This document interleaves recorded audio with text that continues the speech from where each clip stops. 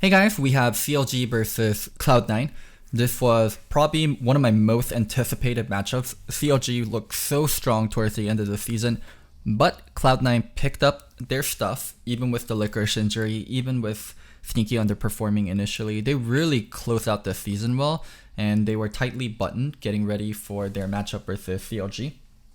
I think it was a little deceptive in terms of how people thought it would be a really close matchup because CLG played a lot of weak teams coming in, and even when they beat Optic, I still had a lot of questions regarding CLG's early game, how they deal with skirmishes, and Cloud9 was able to expose so much of that. So yeah, a lot of this review is going to be on what Cloud9 did to expose CLG and how CLG could have dealt with it better.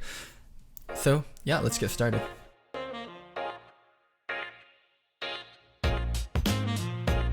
Corky ban.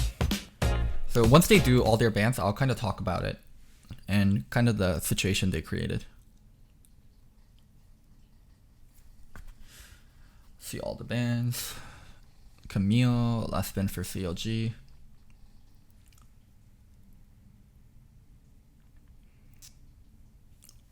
I forgot what it was. Was it Zaya? It was something weird. It was Rakan. Okay.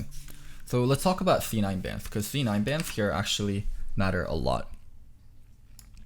Corky ban, Azir ban.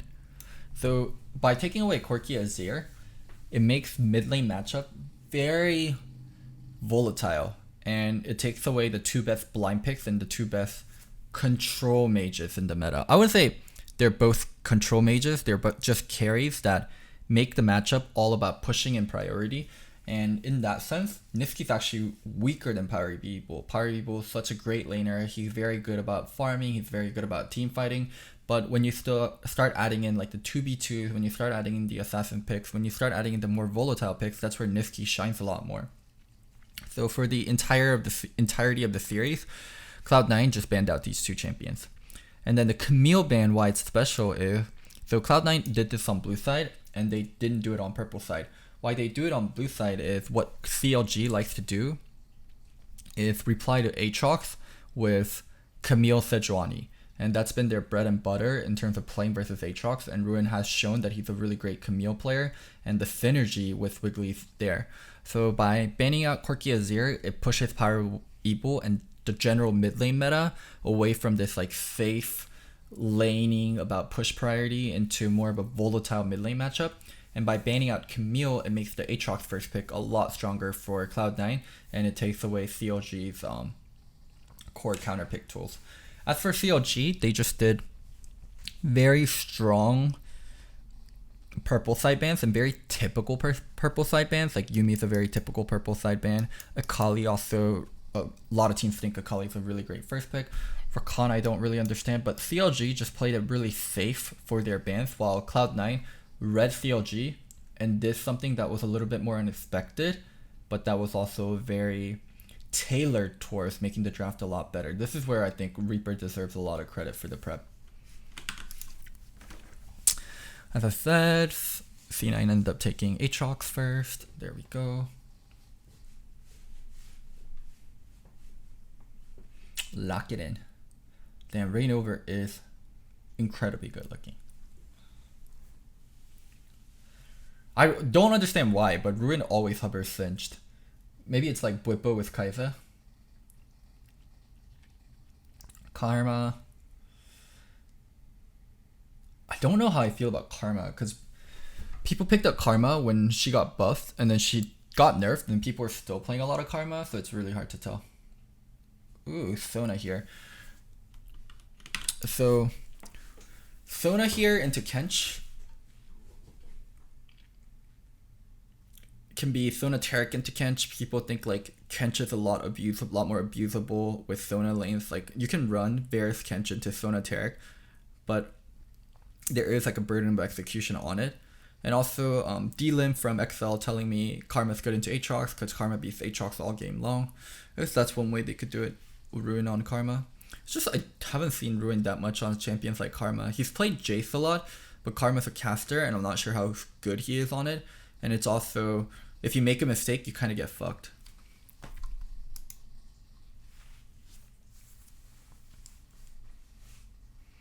Okay, no Sona. I was just fucking trolling, I guess. Yeah, they didn't play a single game of Sona. It was just a random ass hover. Ezreal. Ezreal blind this early. Ezreal Braum. Wow.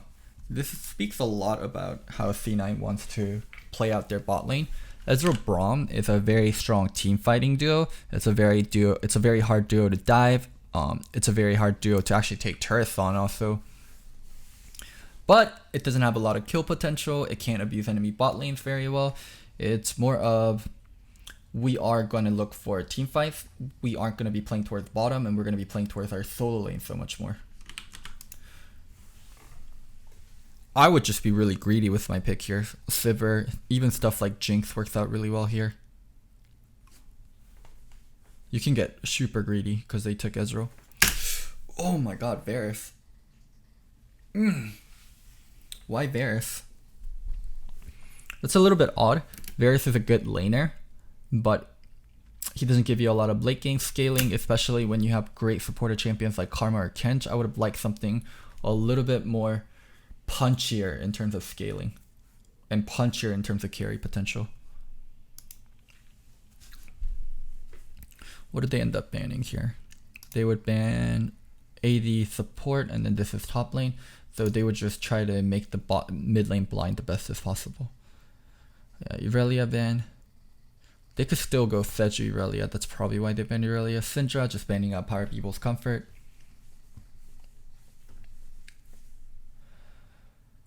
What else you got here?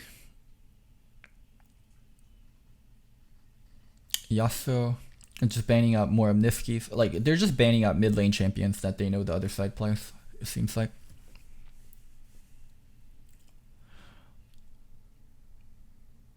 Skarner.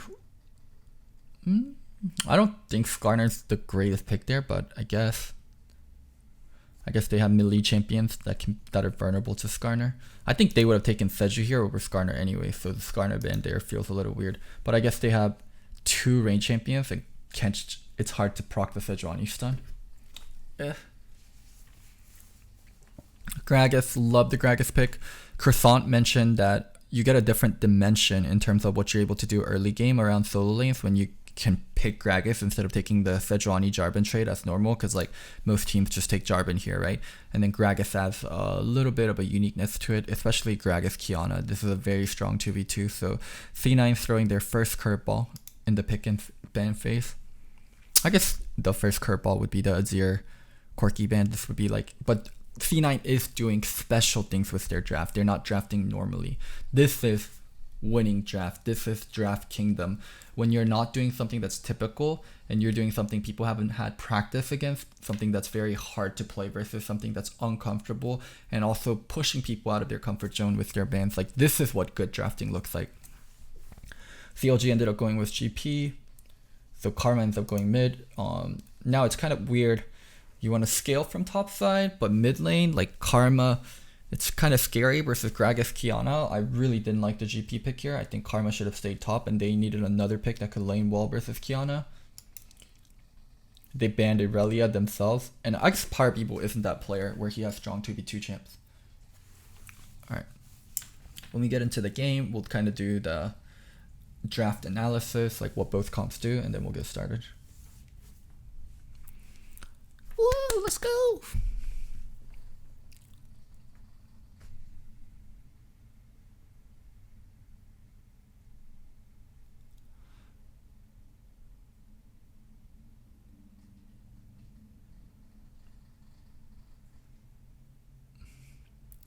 Hello? What are we waiting for? There we go. Get us into the game.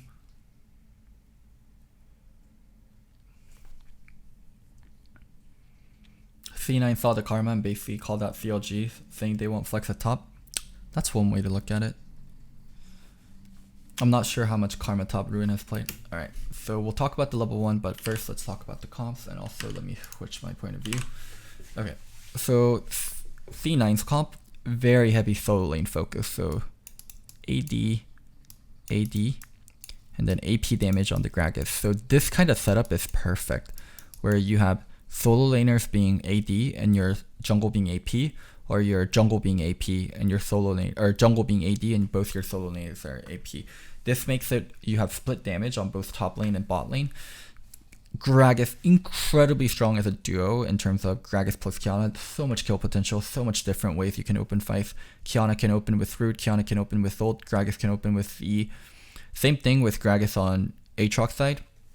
And one thing that becomes really scary is once they get going in terms of the mid lane 2v2, they can start diving top also. Once they get going in terms of the top lane 2v2, they can start, diving mid.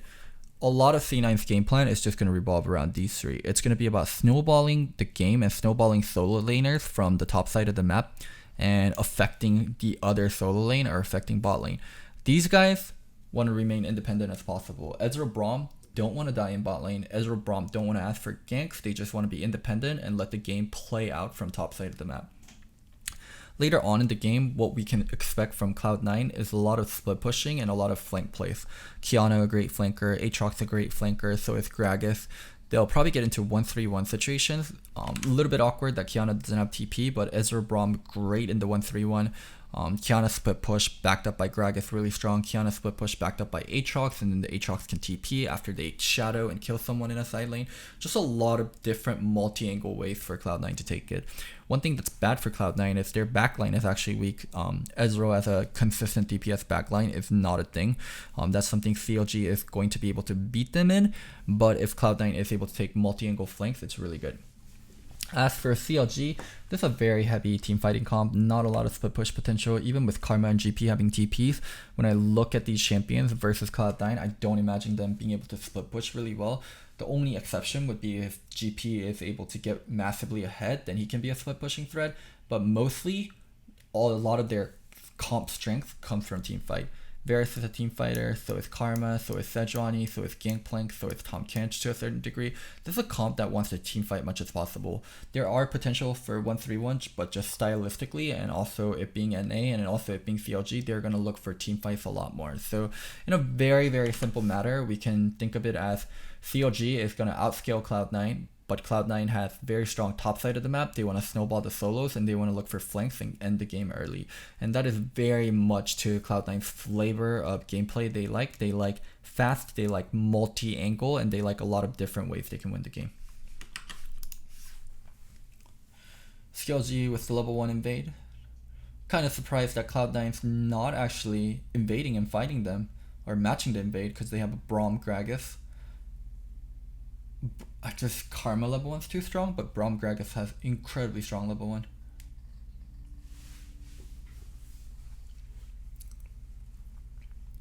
CLG going in for the late, or not CLG, C9 going in to take the red a little bit later on. CLG starting with the standard blue start.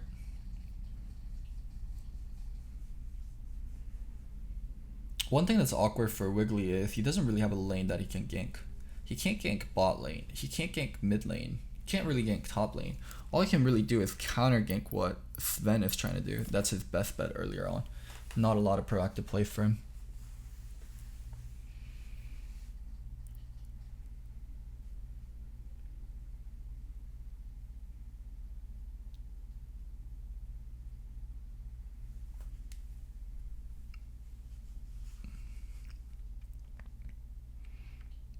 Sven, this is more of just hovering, letting Licorice push in all the way. Licorice, kind of awkward what happened earlier on. He didn't trade in the best way. He's burned a potion. GP still has a potion left. His wave is pushing towards the GP, but it's kind of frozen. It's not going to push in all the way, so GP can keep it there. They really want to be able to kind of push this wave all the way, but they're afraid of the 2v2 due to how low Licorice is. So I think that's why Licorice is backing up, realizing I fucked up too much and I can't really get the job done. Gonna be forced to burn the TP early. Yep. Doesn't TP directly to lane because there's a potential Sejuani might gank. There it is. Good job on Licorice to not play that overly aggressive. Definitely could have gone the wrong direction.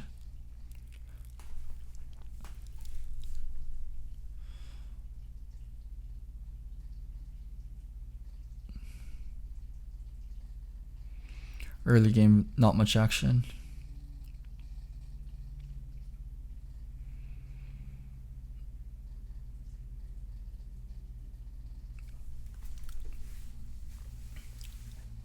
I mean, this gank feels really weird for me because it's a gank.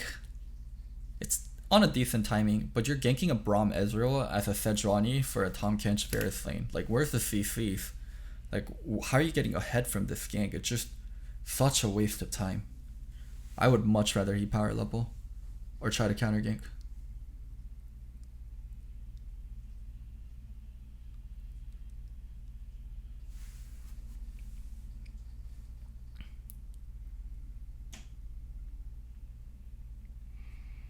C9 just doesn't have a lot of opportunities to make plays right now. Level 6 though, level 6 on Nifki, level 6 on Spencer, and they're going to start looking for the mid lane 2v2s. I think the game will open up through mid lane 2v2s.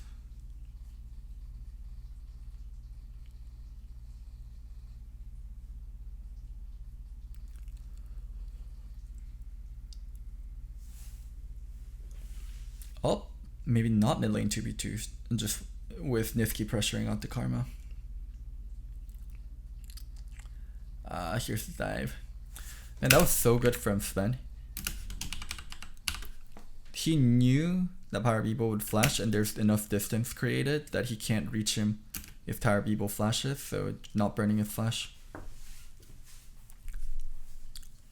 Oh, Nifki. God, this reminds me of the Spica gank where he ganked top lane with Seju and actually didn't get anything.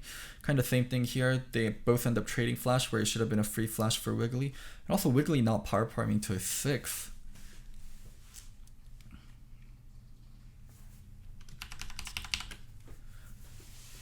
Karma no flash with Kiana having flash and Gragas having flash. That's a dangerous one. Sejuani needs to cover.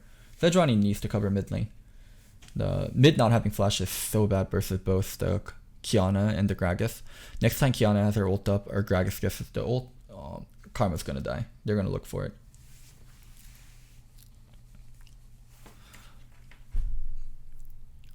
Bio helping out with the vision control for mid lane. They need a lot of help on mid lane right now until Karma has her flash back up. It's just so dangerous. The Gragas Kiana gets onto Karma in a certain way. Karma just insta-melts, doesn't even get a chance to live. Because Gragas and Kiana are both CC champions. If they're able to lock you, you just die without being able to rebuttal.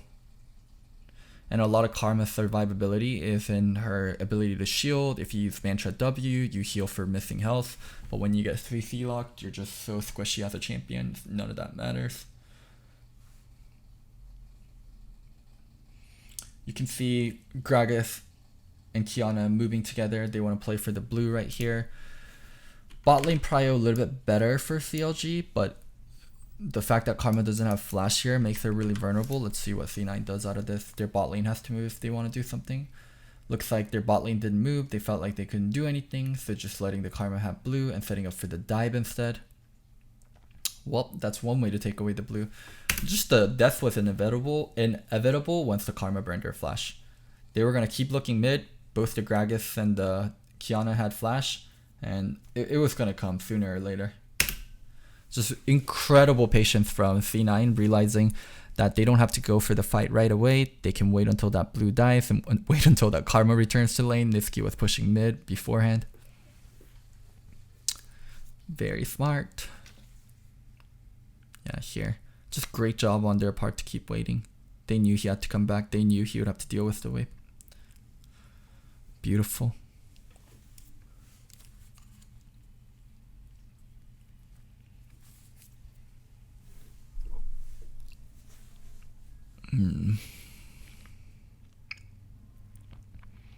Now bot lane just playing independent. They don't care about giving up CS. They know they're getting placed down on the top side of the map. And remember the top dive we talked about?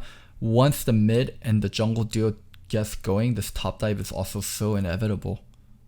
Because Karma can't check into her own jungle. Like, this vision is so important to deny like Kiana ability to roam, but because they can't get that vision, top lane, anytime Kiana, Gragas, if Mia, after they push up mid, they have to constantly back. C9 playing out their early game exactly how they want to. CLG, on the other hand, getting dunked exactly where they don't want to get dunked. The Ezreal Braum is not going to care one bit about losing that turret. Just the next fights that are going to come up, these next scrimmages, it's so hard for CLG. GP's behind. Varus, Tahm Kench is like slightly ahead, but it doesn't mean much.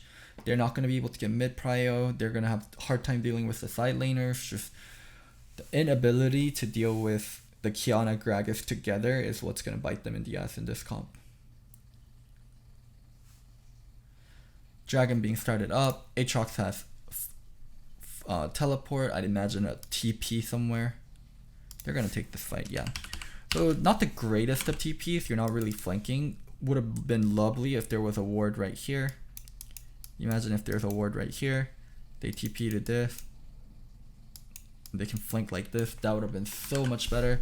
But they weren't able to get a deep ward, so kind of starting the fight out here. They're doing, if you look, CLG's not engaging, they're just delaying. Like, by them ulting this, they're delaying. They're not really engaging. And also, Niski just took so much damage from the dragon and from Sneaky's poke. And by fucking with Karma and Varus, they're not damaging dragon anymore. So the longer this happens, the longer Niski has to tank dragon and the worse and worse it gets. And also GP on the other side, kind of getting flanked, not the greatest. Great Qiyana ult, being able to stun both. Niski exited the other way. This fight's over on this side now. They can just chase down. Oh my god, Aatrox getting in the middle of all that. Burned flash on Varus, burned flash on Kench, burned flash on Karma. Even though they lose dragon, even though they're forced to burn TP, not a bad trade at all from C9. They're going to be up tempo.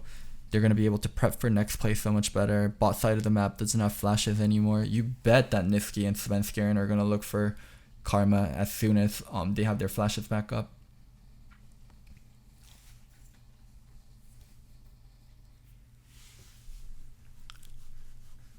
Yeah, Wiggly just, it feels so bad to be tanking dragon, and then your backline has to back up. They can't just keep doing dragon, so he's just sitting there tanking. It just feels so bad for him. God damn, the 3-man hits by Niski. They ended up burning 3 flashes there. Just watch Qiyana, watch Gragas when they both have their flashes up. Varus no flash, Tahm Kench no flash, actually really vulnerable also.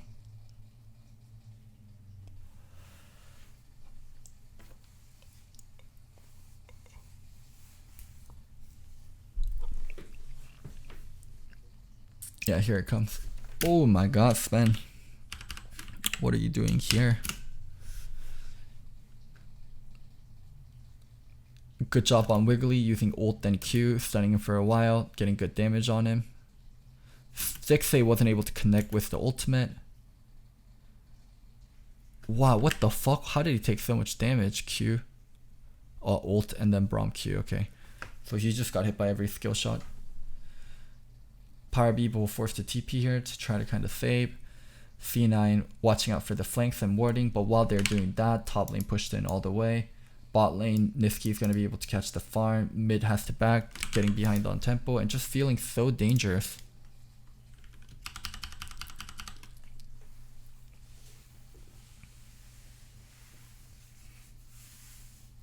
CLG is just slowly bleeding out, and C9's poking at them, poking at them, poking at them.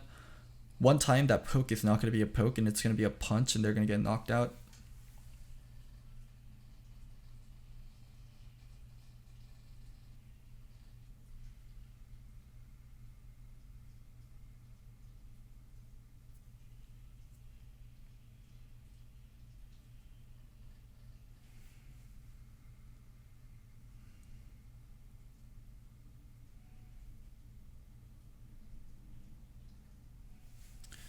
This mid lane, at least a little bit safer. Varus and Kench, they can feel a little bit more safer about Gragas engaging on them. That's not really going to be a bigger problem, long as they can maintain distance and stay back. But once they get prio and they start pressuring side lanes, that's where the problem is. Yep, we're not getting engaged on, that's great, but what happens once they start getting vision? Now that's a problem. Now it's not about getting not engaged in mid lane, it's about them roaming down and engaging on your bot lane. Now that's a different problem we haven't dealt with yet. Or Niski can solo kill the Gangplank. This Gangplank is going to be worthless.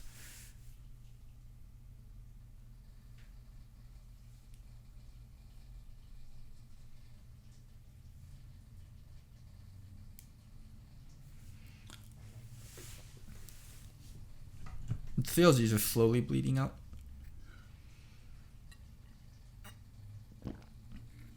Their side lanes cannot survive. I was going to say they can't survive the Kiana Gragas, they can't survive the Kiana Aatrox, but they can't just even survive the Kiana. And after that death, it's just going to get harder, not easier.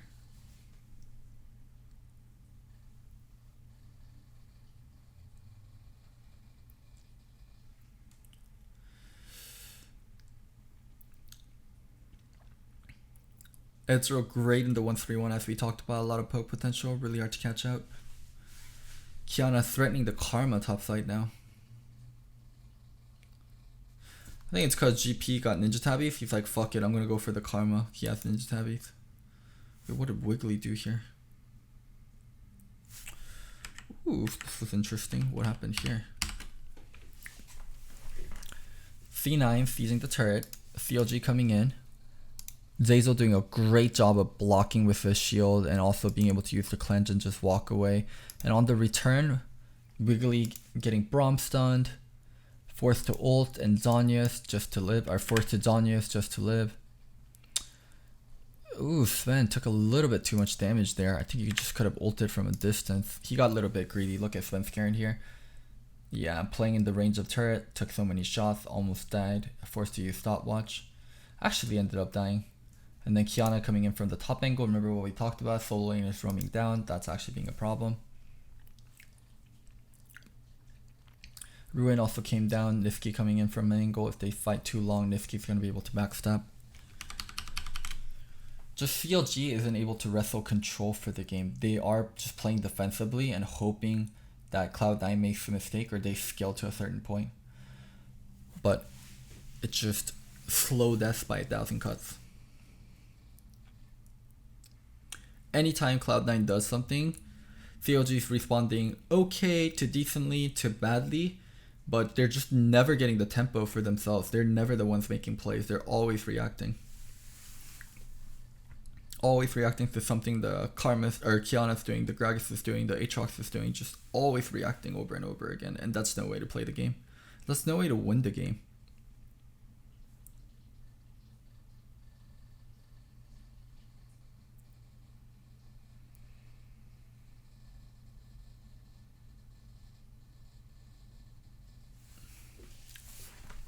Finally, they have a little bit more member than C9, but this time C9 maintaining distance and just pushing and enabling side lanes instead.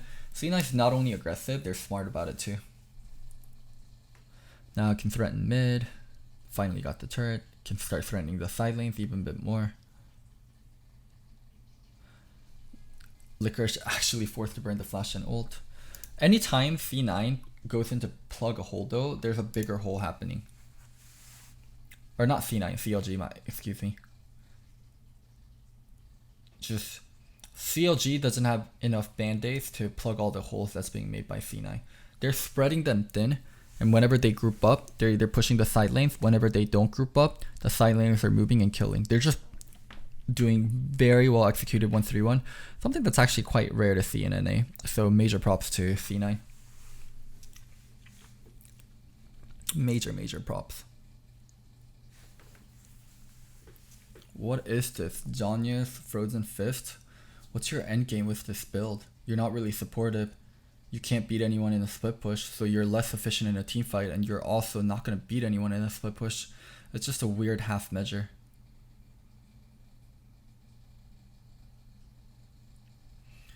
C9 now getting ready for Baron. They have one Earthdrake, game nearing 25 minutes. Once they get that vision, they'll be very confident. They can start the Baron, force CLG to come to them, or just take Baron for free.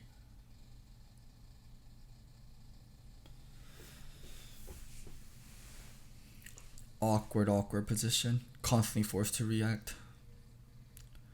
And the enemy team isn't giving any good openings. Even though this game might feel close and it might feel like CLG is getting ready to outscale, they're just constantly forced to answer questions from C9 and they don't get to ask their own questions. They're on the back foot the whole time. Can you defend this turret? Nope. Okay, we're going to take it. Alright, can you deal with 1-3-1 where we split all lanes and then group on mid lane? Nope. Then we're going to get to kill a person. Can you deal with 1-3-1 where we actually help out our side lanes and allow them to push? If you feel like you have additional members there, then nope. Then your side laners are not going to win. Just C9 playing on a clinic on what to do in terms of 1-3-1 once you're ahead. Absolute fucking clinic.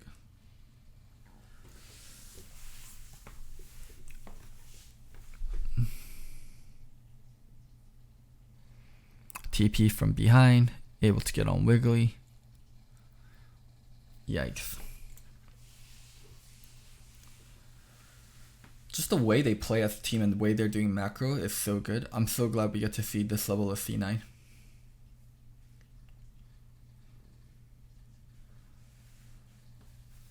Yeah, Iceborne Gauntlet Karma definitely changes the terms of scaliness.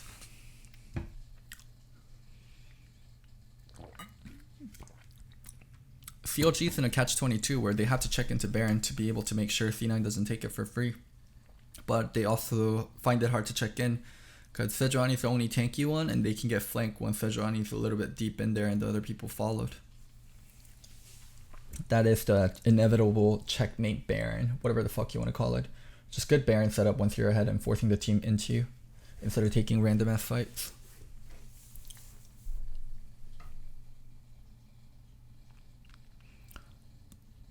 Well, I know I talk about how good C9 is as a 1-3-1 team, but my god, they're good. Sejuani engages, getting more and more desperate. Niski doing a good job of dodging them out. I think this is just going to be it. CLG didn't really even get to fight. Yeah, CLG really didn't even get to fight. C9 just schooled them. Wow, excellent game one from C9. Just very great execution on their comp. And CLG might need to think about how they're going to deal with the early game a bit better. So while game one is actually the single most important game in the entire series, game twos are usually the game that is the most determining of the series. What I mean by determining is game two is where the team that lost either adapts or loses the same way again and really sets what the rest of the series is going to look like. So yeah, I really want to see CLG do good adaptations here because if they aren't able to show good adaptations to C9's Azir Quirky ban, this is where it gets really worrying for CLG, and this is where it's like, wow, you guys didn't have anything prepped. So yeah, let's get started. Quirky Azir ban again from Cloud9, I remember. I forgot what CLG banned. They banned Irelia. What else did they ban? Irelia Yasuo, just banning out Niski's outplay champs.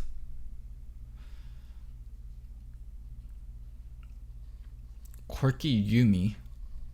I guess there's a world where they don't ban Azir, so they banned Yuumi instead. So Yuumi is almost a required purple side ban. I'm just curious they banned Yuumi on that one. Yeah, so CLG ends up banning 3 of Niski's like outplay champions. Niski's, I would say, like signature skirmish, signature 2v2 champs. First pick Akali. Akali, extremely strong champion in the meta right now. You're able to flex her both ways. One of the best assassins, pair up with Sejuani. Just a really good assassin champion that can side lane, that can also team fight, that's just very flexible. But here's the problem. CLG never ends up flexing Akali. And I think Cloud9 kind of calls their bluff, and CLG shows that they are incapable of playing Akali mid, and it really fucks with the draft. See what C9 responds with. Silas Karma. I actually forget what they played. Hovering Sona again. They hover Sona in game 1 too, but they actually end up not going for it. Okay, so denying the Akali Sejuani. Oh, and not denying the Akali Sejuani. Just straight taking Caitlyn here. That's interesting. Silas Caitlyn. What are y'all planning? Varus into Caitlyn, Ashe into Caitlyn, probably the most common counters. Stixxay played Varus last game, so going for it again.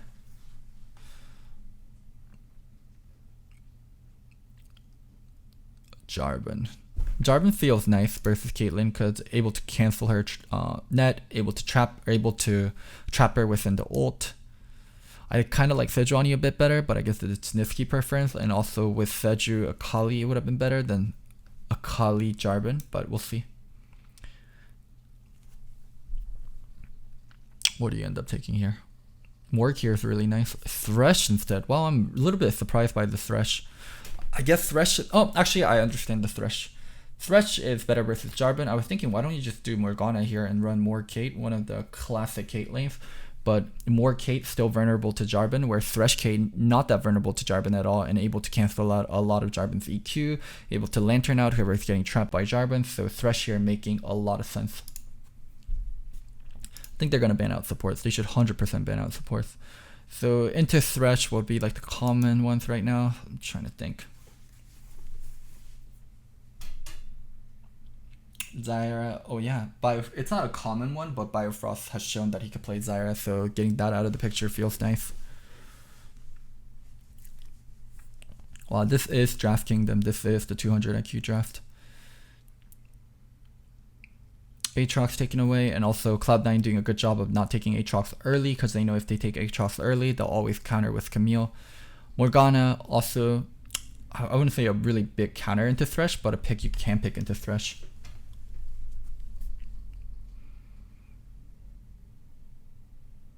Jin Zhao. So they're thinking the early game jungler they'll play with this is Jin Zhao. I am shocked that they didn't ban Gragas here instead of Jin Zhao. I know it's in hindsight, and I already know what he played, and I already know the kind of result that he had with Gragas, but Svenskeren has shown that he's such a good Gragas for such a long time. The fact that they're willing to take Jin Zhao, or they're willing to take Jin Zhao off the board instead of Gragas, shows a little bit of questionable ban choice from CLG. It's definitely going to be Gragas. It's almost guaranteed to be Gragas. Maybe they felt like Gragas and Sylas is too much AP damage, and C9 always like to split the damage, that's why. But still, even then, the Jin Zhao ban is very suspect in my opinion.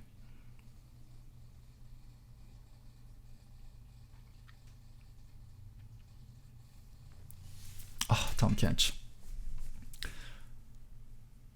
I don't know, it's such a weird preference for Tahm Kench that CLG started developing.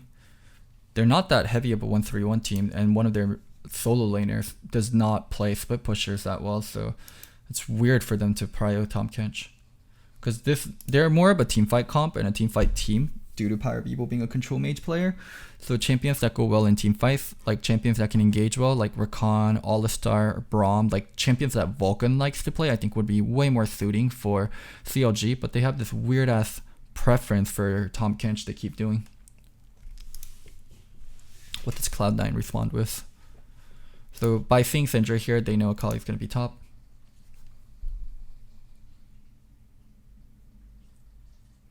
GP into Akali. That's a classic counter ever since solo lane Akali became popular. So Sylas matching Syndra and GP matching Akali. That's what they want to look for. Alright. Once we get into the game, we'll talk about both comps and what they do a lot more. But kind of same thing from Cloud9, a little bit more team fighty this time. They don't have a flanker up in top lane. They have a carry split pusher, and GP is more of a backliner than a frontliner, as funny as that sounds, because GP in a team fight, it's like shooting barrels and like shooting guns. You don't auto that much. Like you're not like trying to dive carries, like you're using your range as GP. So he's really weird to just signify as like, oh, GP is a melee champion, GP is a range champion, because he plays like a mixture of both. Let's switch over, and then we can talk about both comps a bit. What does this comp have going on? When I look at this three, I think team fight. I think J4 is team fight. I think Syndra is team fight. I think Varus is team fight. I think strong backline, especially Tahm Kench backing up the backline of Varus and Syndra. This is like we have a strong backline. We want a team fight comp. So Akali is a little bit of an oddball here. Akali can team fight, but Akali likes to split push, and she wants to be in winning side lane. But the problem is she's actually versus the GP and the Sylas, so unless she gets massively ahead, it's going to be really hard for her to side lane and beat out the other side laners. So this is going to come down to a team fight comp, and I think one problem CLG is going to run into is they cannot beat the enemy solo lanes in a side lane. Like Ruin has to outperform, Ruin has to get massively ahead for him to be able to beat GP and the Sylas. So on the other hand, for C9, this is more of a little bit scaling teamfight comp. When you think Caitlyn, definitely a teamfight champion. Thresh, more so a pick champion than a teamfight champion, but he Thresh is more utility than anything. I won't try to categorize him. GP is also a teamfight champion. You can split push, but endgame goal with GP isn't to split push to enemy turrets. It's to make advantages with your ultimate, make advantages by split pushing, and then group up and play for objective. So I would say C9 comp is a little bit more teamfighty than it was before, but it still does have playmaking tools, a lot of playmaking tools from the Gragas, from the Silas, from the Thresh, so we're going to have to look at these. As for CLG, one thing that's a little bit better than it was last game is Wiggly has good lanes that he can gank. Varus lane pretty easy to gank after 6, but does have to watch out for the Thresh. Syndra lane easy to gank whenever. Akali lane, they're going to need to dive the GP. GP isn't going to be that gankable, although because Jarvan is a knockup champion and an ult terrain champion, GP can't eat oranges out. So Wiggly should be a little bit more comfortable this game than he was last game, where he just had no options on where he could go as a jungle.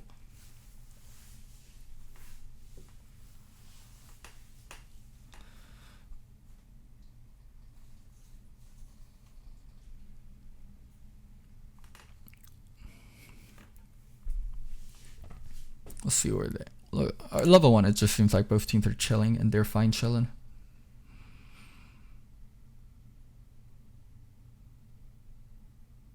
I'd imagine early game action around mid lane because of the Syndra Jarvan. Silas Gragas, very obvious. Looks like starting bot side for Sven. Starting bot side, Jarvan starting without a leash actually.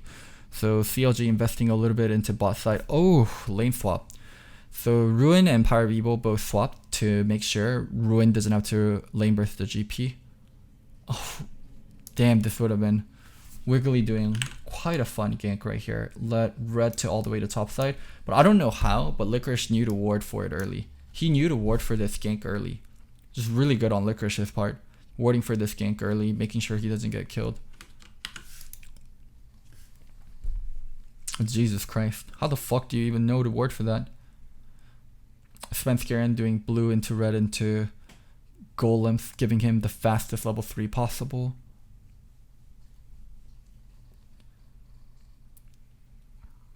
Now the wave is pushing out for Licorice. Kind of probably wants Svenskeren to be there so he can shove it in all the way. Sven going to check for the enemy jungler instead. Wiggly still not level 3. Svenskeren earlier on the level 3. Pop the plant, knows where Wiggly is, allows Licorice to push in all the way. Like Silas into Akali is a fine matchup. It is a skill matchup where Akali's side can win. I'm actually not too sure after the changes. It went back and forth a lot. Some people said Silas wins, some people said Akali wins. But one thing for sure, having jungler winning is definitely helping. And Svenskeren being able to spot out J4 early, being able to spot that level 2 gank. I just have no idea how they expected this level 2 gank. That was just such good research or such good game sense.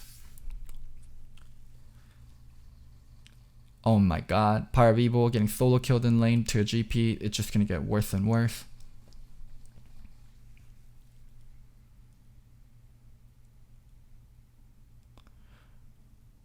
Like, you can't give C9 early game edges. This team is just too good about snowballing. Even though GP isn't going to like massively snowball his lead on the Syndra, still like that GP getting a lead means he's hitting level 6 early, means he's finding an opening a little bit earlier, means C9's going to do something with that timing. Alright, let's see how this leads up. Trade initiated. Ruin has to use his cloud early. Predator coming in, Predator coming in, Predator not coming in. Just Predator looked like that was coming.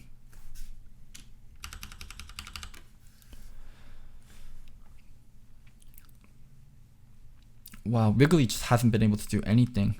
And remember what I talked about? Wiggly wants to play around the Syndra lane early, and he did try to play around the Syndra lane, but C9 just perfect countered with that.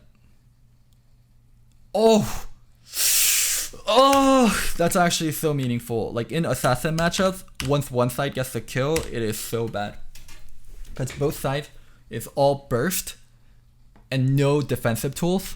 I mean, they have a little bit of defensive tools, but both sides are so front loaded in terms of burst and damage.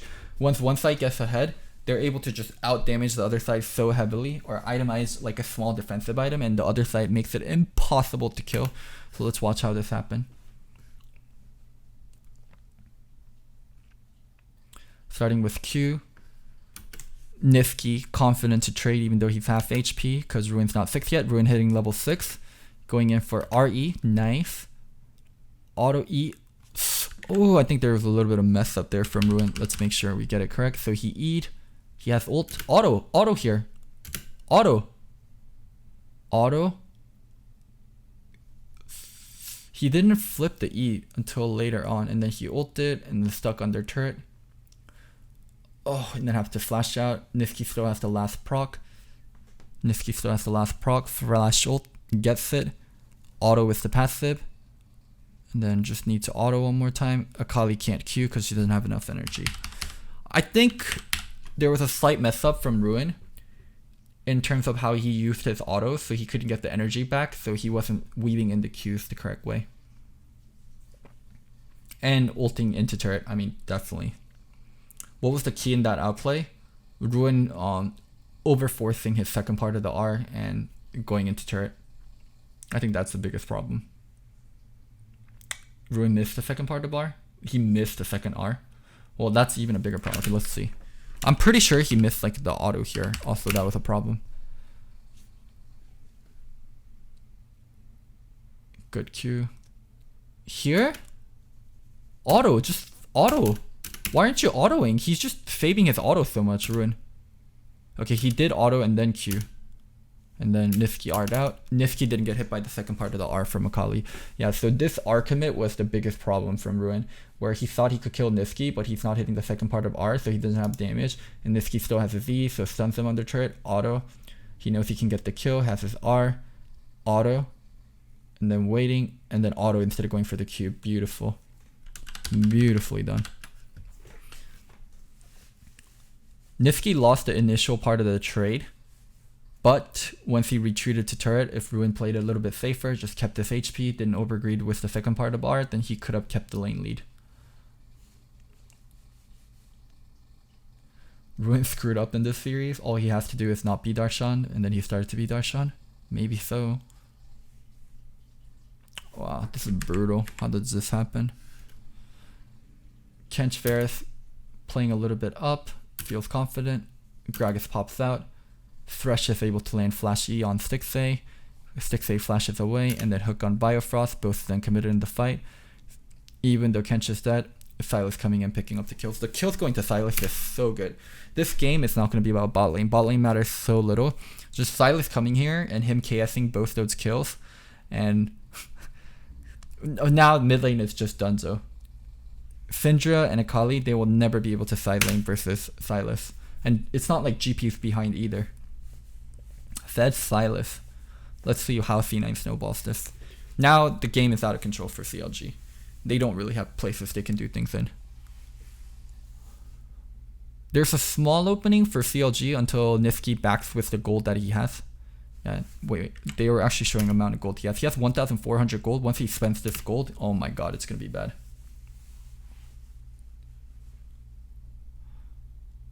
Why would Varus flash the Thresh Hook when he has TK back up? The problem is, you wait for TK to eat you, and then TK gets hooked, so you're even deeper committed back into the enemy territory. That's why he flashed right away. If he waited for TK eat, TK can get hooked. There's just a lot of problems that can happen. TK can get ulted.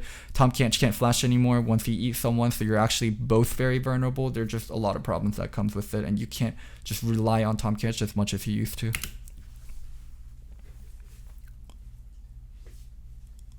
Oh man, this invade timing was so odd. What was this invade timing? What? Invading here. Sneaky knowing. Jafer going for sneaky. This commit, this EQ, like them trying to kill sneaky here when Gragas can collapse and GP can collapse. This is just straight trolling. Thresh. Oh my god, that was wiggly trolling. That was such a bad invade timing. He got 2 of them killed.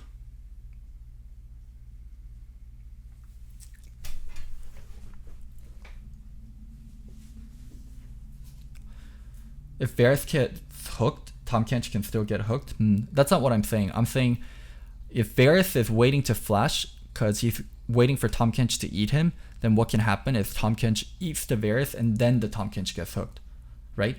because there's like an opening right away for Varus to flash to try to dodge the hook, and if he doesn't flash right away and he's waiting, then it's just, you can't wait as the Varus. You have to make the action, knowing that you're in a situation where it's dangerous. I think Wiggly went full tilt in this game after they read the level 2 gank, potentially. It just, there's so little opportunities for Wiggly after failing that level 2. And the game is slowly getting out of control. Silas already spent his gold. Now the mid lane is just going to be dramatically different.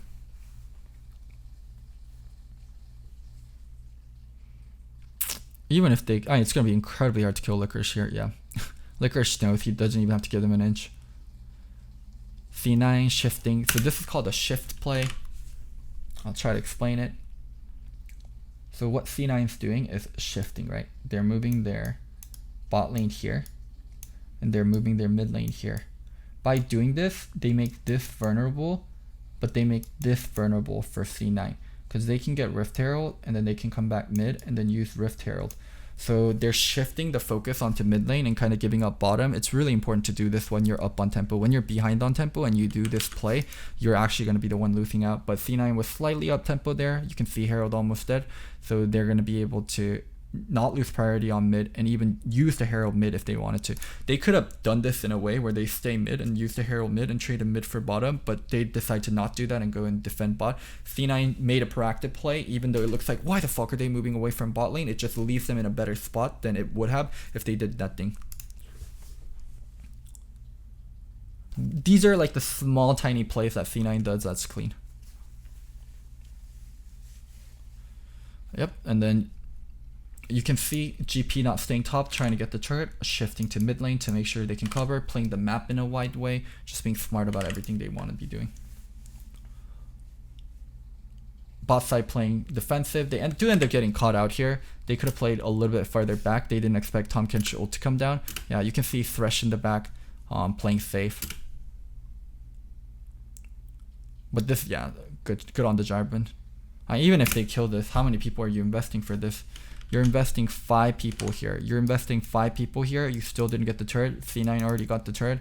C9's going to push. GP's going to come, catch the wave also. GP can stay mid and push. There's just so many things that C9 can be doing. It doesn't matter, like, even if both bot laners die, just the amount that CLG is investing into this is not worth. They lost 2 turrets, haven't even gotten the turret yet. They did get the double kill.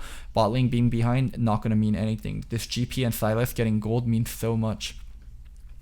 This GP and Silas having more gold than a Kali Syndra means so much more than the Varus and Tahm Kench having more gold than the Caitlyn.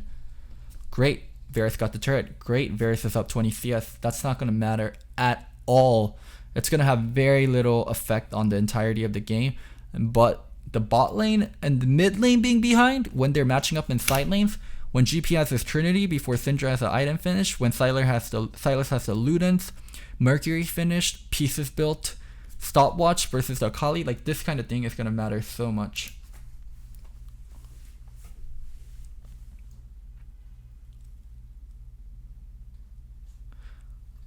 It doesn't matter how much the Caitlyn's behind. She's just, honestly, she's not even the real carry. She just hits turrets. You do this play where, okay, so once again, CLG committing. Like, CLG's behind on tempo and they're trying to do this, where C9's ahead on tempo and they're doing this. And also GP, instead of defending and getting dope, he knows if he stays top, he's gonna get killed by the J4. He's shifting to mid lane. And they're gonna try to pressure this while they push on this. Like, C9 isn't gonna allow themselves to be in shitty situations. They're gonna make an aggressive play. If GP stays in top, that's being in a shitty defensive position. If GP shifts mid, that's actually putting on the aggression on the other side instead.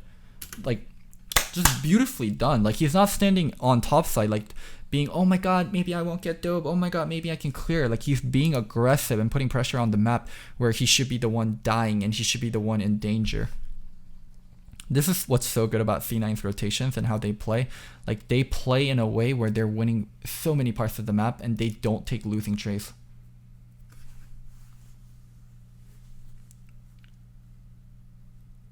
And then picking up Dragon on the way. But you see all the small rotations C9 doing when they see what CLG is doing. They're just playing the map so much smarter. Man, this is where C9 deserves so much praise. And this is why C9's good as a team. They rotate so well. They put on pressure at multiple points of the map. They're never just staying still.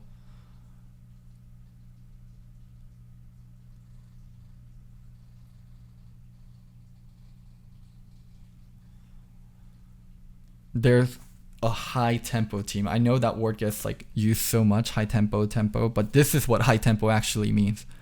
Making plays, not wasting time on the map, making multiple vulnerable points on the late game.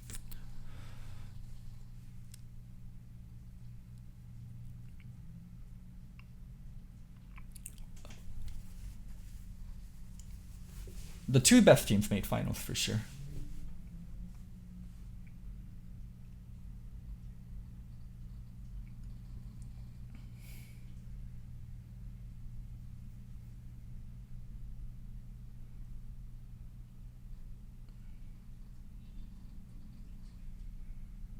Oh my god, that ult was a little troll. We can slow this down and watch. Little bit overeager, 6A read it, walked up forward instead. Zazo in a vulnerable spot. He hooked Wiggly, but he's in incredibly vulnerable spot. GP doesn't have ult yet. GP not all the way there. Sneaky has to be careful, not get hit by the Varus. Wiggly fully committed, gonna get killed by Licorice on the exit. Licorice has to be careful. Niski the one going in instead. This was probably one of the messier ones that C9 took this fight, or this game.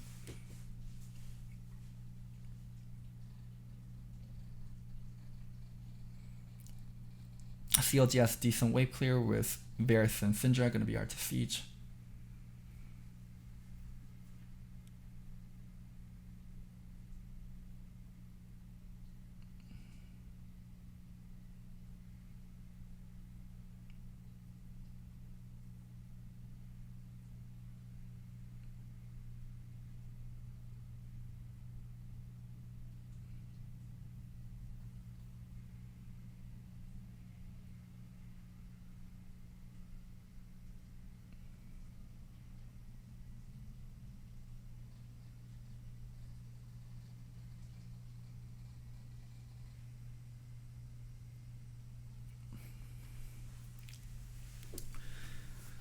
Dragon, and then C9's ultimate goal right now is to get mid turret. They want to get this, and they want to get this mid turret, and they'll start controlling Baron. That's just what their game plan is going to revolve around. Until they get that mid turret, there's going to be a lot of focus. They're going to push up the side lanes. They're going to push this up. They're going to push this up, and they're going to start looking to pressure mid. They're going to start forcing dive. They're going to start controlling vision around Baron, forcing CLG into awkward situations where they have to check into them.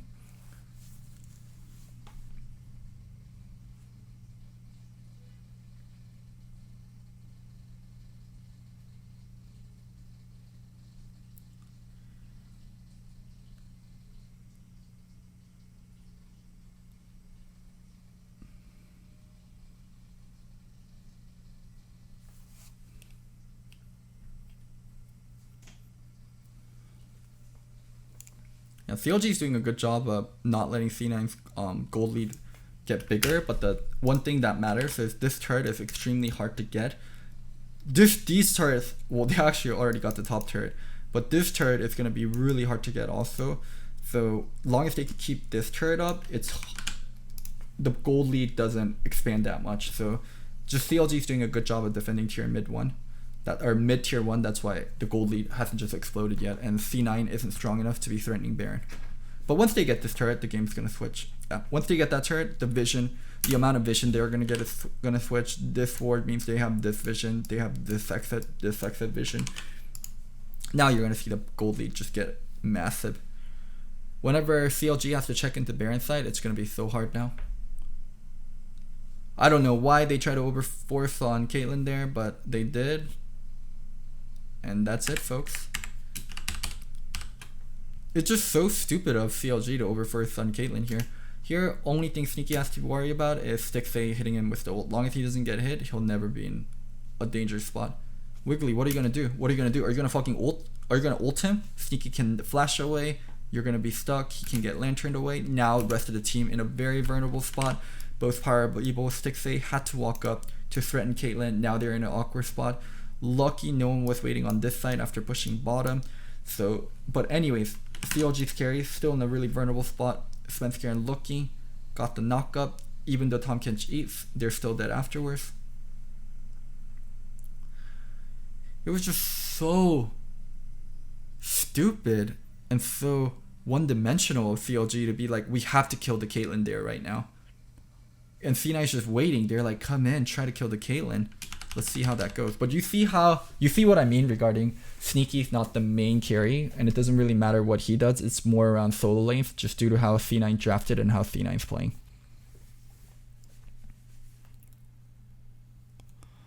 Yep, get the Baron after the mid turret. Let the people in the pit die. 1 for 2 trade, not the worst. A little bit bad that a solo laner died with Baron, because now Niski won't be able to split push because he doesn't have the Baron buff, but other than that, it wasn't too bad of a trade.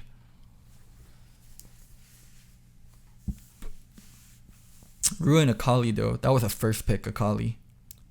They invested a first pick into Akali and it's giving them so little. They're not getting anything out of the blue side draft. Is there any way to hear comms? Would love to know if that was a very deliberate bait using Sneaky.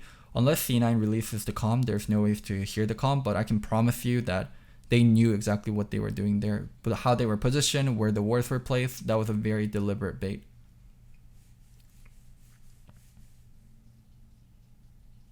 Oh. Well, he kills Sneaky, but it doesn't mean anything after they kill Sneaky. Sneaky for Ruin trade is not bad at all for C9. We can slow down this fight if this fight opens up. Ooh, they actually got... Ooh. Ooh. Actually, CLG fighting. Let's see how this goes. The entirety of things. And why it ended up so bad. They went for this. Spence Garen got interrupted on his E. He got EQ'd, so he's stuck in a weird spot. So he's forced to burn flash, forced to use ult very defensively. GP ult used to block off this terrain, but the 1-for-1 trade happens. So at this point, the tools that are used are GP ult, Gragas ult, Gragas flash. So C9 loses a lot of their ability to engage. Niski took Akali's ult, so he can't steal Varus' ult to engage. So C9 no longer has engage tools, and they have to rely on Thresh. So now they probably have to run here.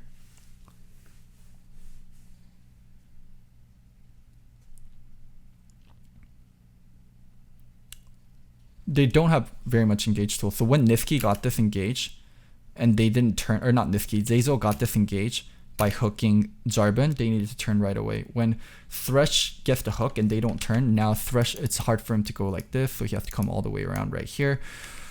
They don't have any other engage tools left, so it's an awkward situation for C9 where they don't have range tools or engage tools, so they're going to get poked out. They had to realize that and back up, but they didn't, so now CLG is able to slowly poke them out of the fight.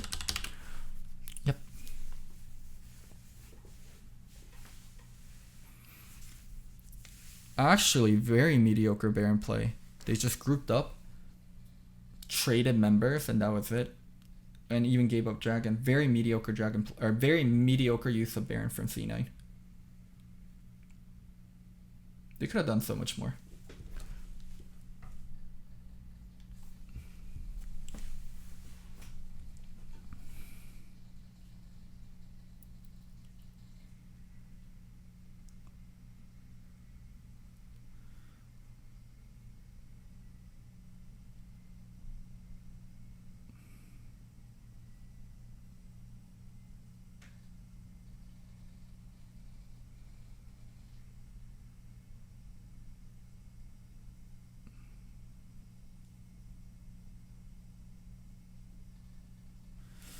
Now the game's gonna slow down a little bit. They actually can't do much until the next Baron comes up, so the next objective they'll fight for is Inferno Drake.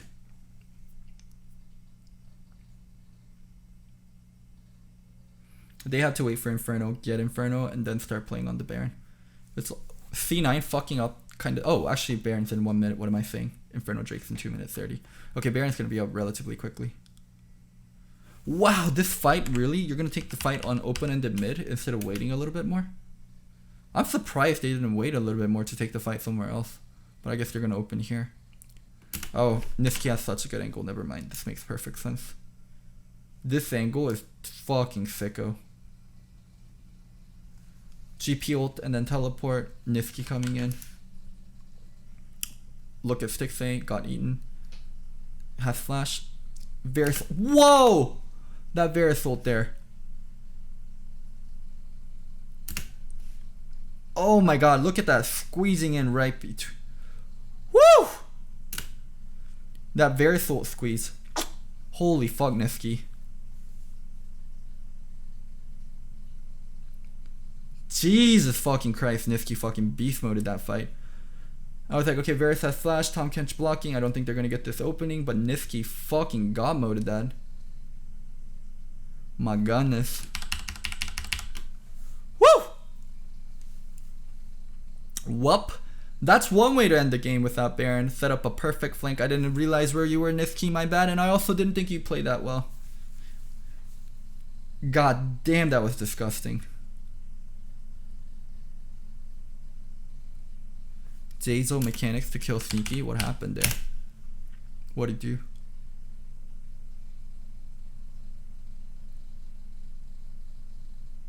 Okay, missed the hook, missed the E, missed the ult. And then Sneaky just got right clicked. Oh, he's still alive. He's still alive. He's still alive. Wait, he's still alive. What the fuck? He didn't get killed. Liar. He did miss everything. But Sneaky still lives. And I don't know, somehow a fight happened. They kill 4 members. That fight not that important. Even if Sneaky didn't get Verisard, Zeyzal had a hook lined up for him. Sneaky had, or Stixay had flash there, so Stixay could have flashed if he didn't get hit by the Verisar. Wow. Well, you can see C9 kind of flexing their macro this game. Last game where they flexed their early game, this game it's them really flexing their macro and showing how strong they can be in terms of understanding what they need to do in mid game. Just a masterclass of C9 displaying their strengths. I've been loving this series and I predicted TL to win, but still, man, C9, you guys look great. Holy shit. And CLG kind of showing their one dimension and kind of showing what happens when they can't get Wiggly going. So both teams getting tested and we're learning a lot about both teams. All right, let's go to the next game. Hey guys, on to game 3. So I really thought it would be a 3-0 from C9. After how they played the first 2 games, I really didn't see a way how CLG could come back. I was watching this on and off because I was playing TFT and I was also chilling with my friends. So we didn't really get to see it that much in detail. So let's figure out how the hell CLG was able to steal a game from C9.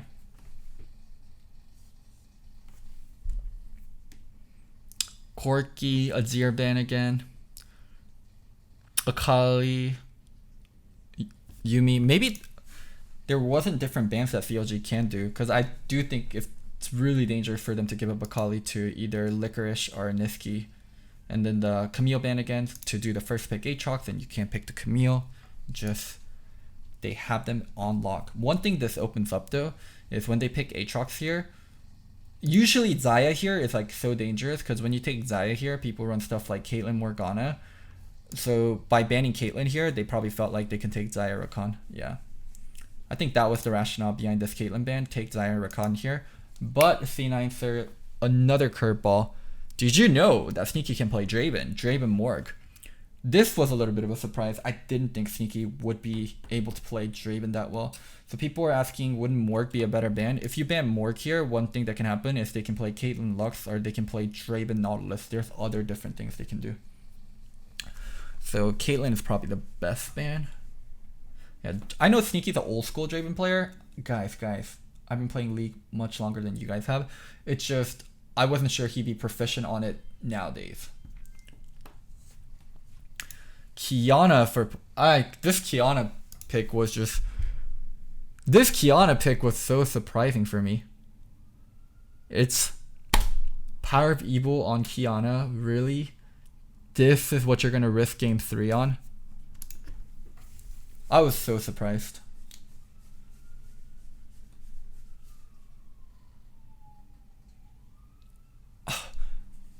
I kind of lost track of thought and it kind of like blanked out after they picked Kiana. I'm like, really?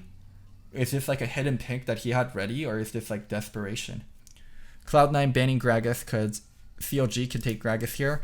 Remember how easily CLG gave up Kiana Gragas? C9 recognizes the strengths of it, and they're banning Gragas here to make sure they can't take it on this rotation. This is kind of the difference in terms of how they're understanding the Kiana pick and what works with it. Is it a Kiana pick or denying Niski? A little bit of both, but I mean, you can't just take a pick to deny if you don't play it.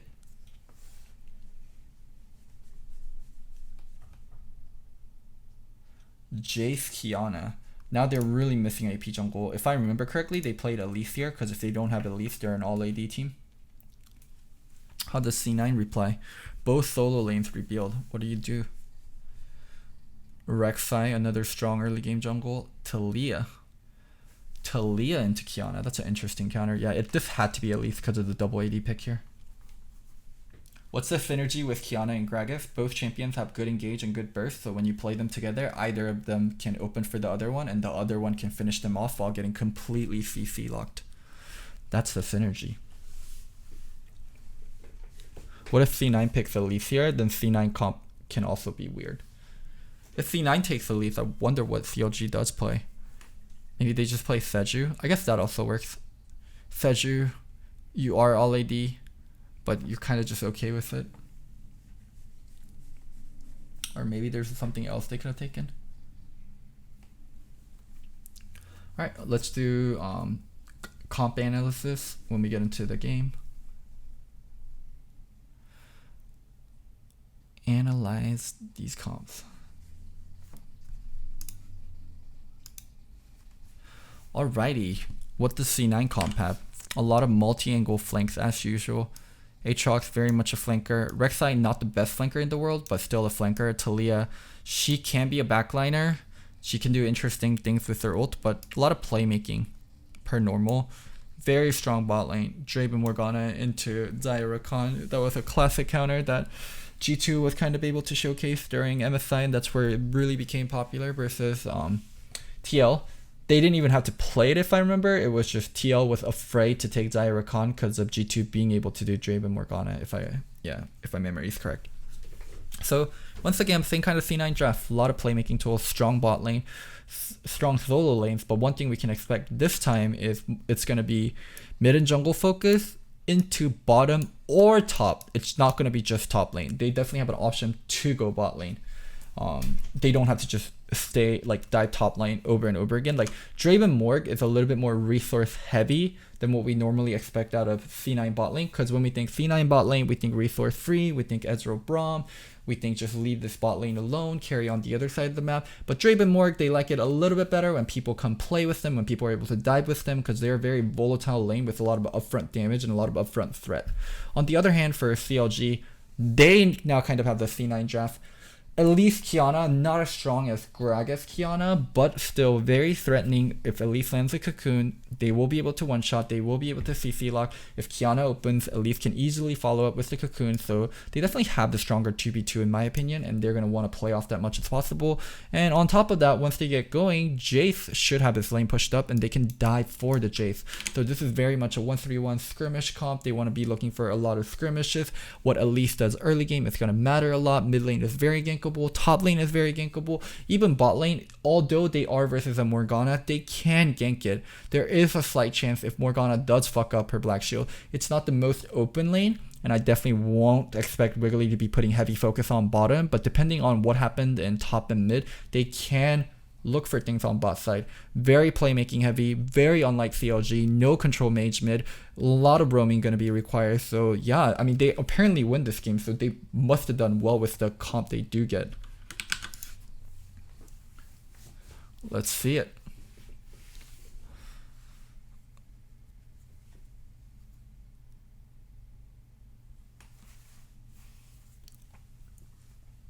That early ward, just in case, what is it?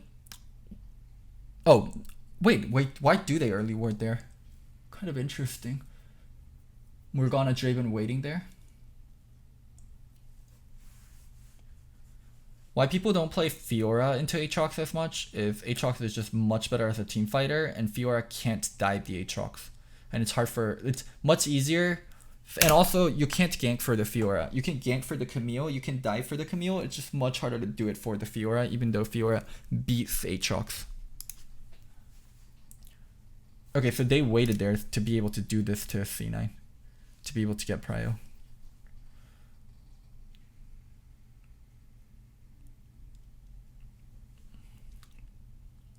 I know we've seen Fiora into Aatrox, most notably Haunter played it, Fiora into Aatrox, and he was able to split push pretty decently, but it's hard to blow open the game. You can win lane, you can have priority, but you can't blow open the game, and Fiora has to win from split push. She is not a good teamfight champion comparatively. Alright, Elise, let me see what you got here. Red, blue, wolves. Gonna hit level 3. Red, wolf, blue, gonna hit level 3. And then go back to the top side of the map? Okay. Leaving bot lane alone. Not the easiest lane to gank for, as we talked about, due to Morgana Black Shield. Oh, coming back bottom. Not coming back bottom for the Scuttle. Didn't get Scuttle, wasting a lot of time. Bot lane doesn't have Prio.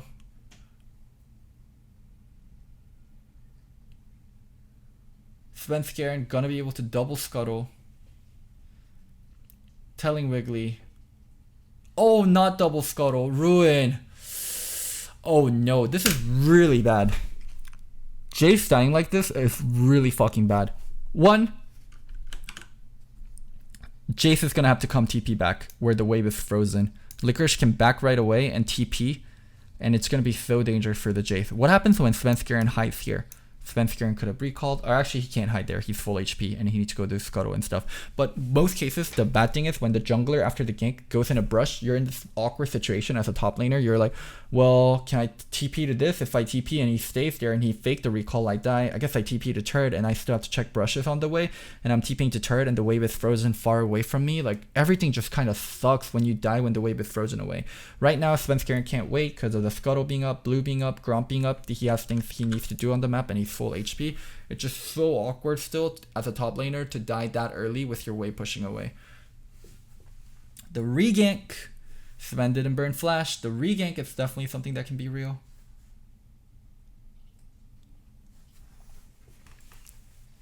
Ruin. Buddy, you have to pay respect. Oh my god, dude, Sven was just so smart. I didn't even notice on my minimap that Ruin played so far up.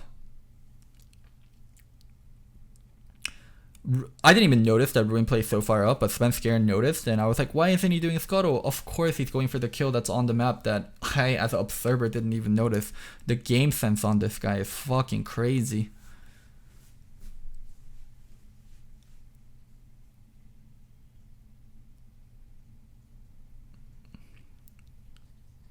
Yeah, they brought Niski too. So apparently, I mean, obviously there was probably a call from Niski, or a call from Licorice, but still, just the game sense on these players.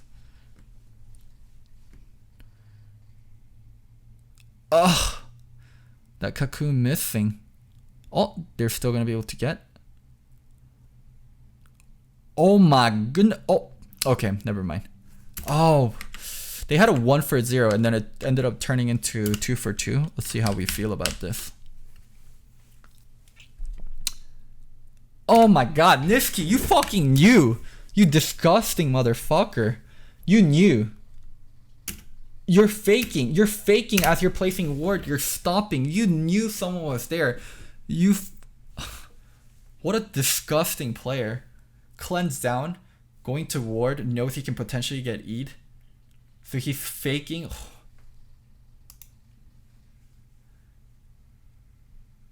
What a disgusting motherfucker. He got rooted here though, that's kind of bad. If he flashed better here and he didn't get hit, that would have been so much better. They probably would have gotten double kill without actually him dying.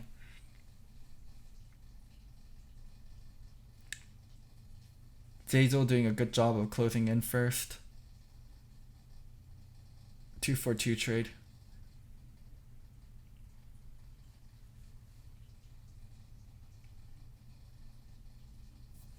It follows your flash. You don't get an option to dodge. I thought it's a skill shot. I thought that this Q part is a skill shot. So if he flashed this way, it doesn't hit him. I'm not a very experienced Kiana player, so I'm not gonna make a statement one way or the other. But still, god damn, that little fake out that Niski did as he's trying to ward. Too sick. Wow, C9 probably has a better mid 2v2 than TL does. That's one aspect I actually didn't consider, but Niski's been playing out of his mind.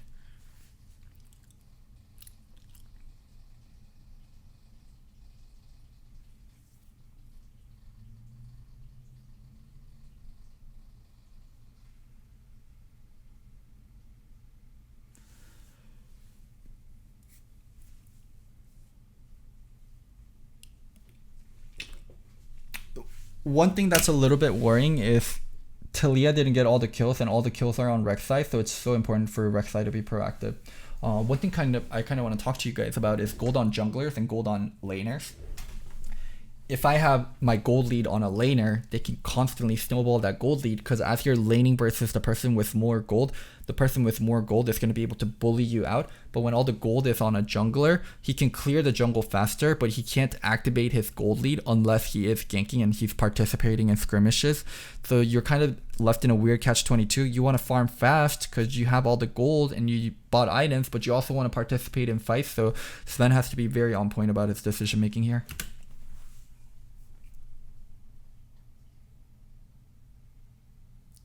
Oh my god. Oh my god. Well, C9 recognizing mid lane 2v2 is important, playing towards it, doing it well. This is the thing about teams like C9. Even when you don't watch the replay, you can tell how they're going to play because they just play so accordingly. Like, they play their comp out well. When they draft champions that need resource, they will play towards it. They will get that champion ahead.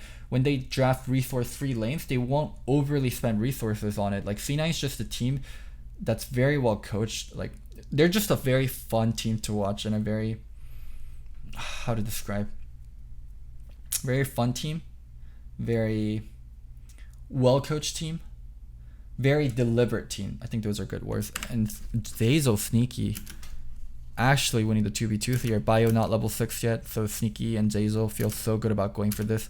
Even though Zaya goes up in the air, the chain still follows. You still take the damage, you still get stunned.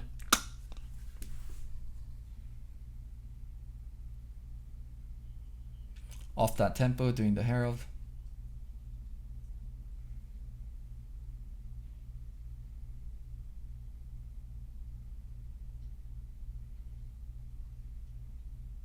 Oh, Draven didn't get the kill, you're right. This feels kind of bad. Always give the kill to Draven. Wow, C9 loses this game. They're this up in tempo, this up in early game. What the fuck happened?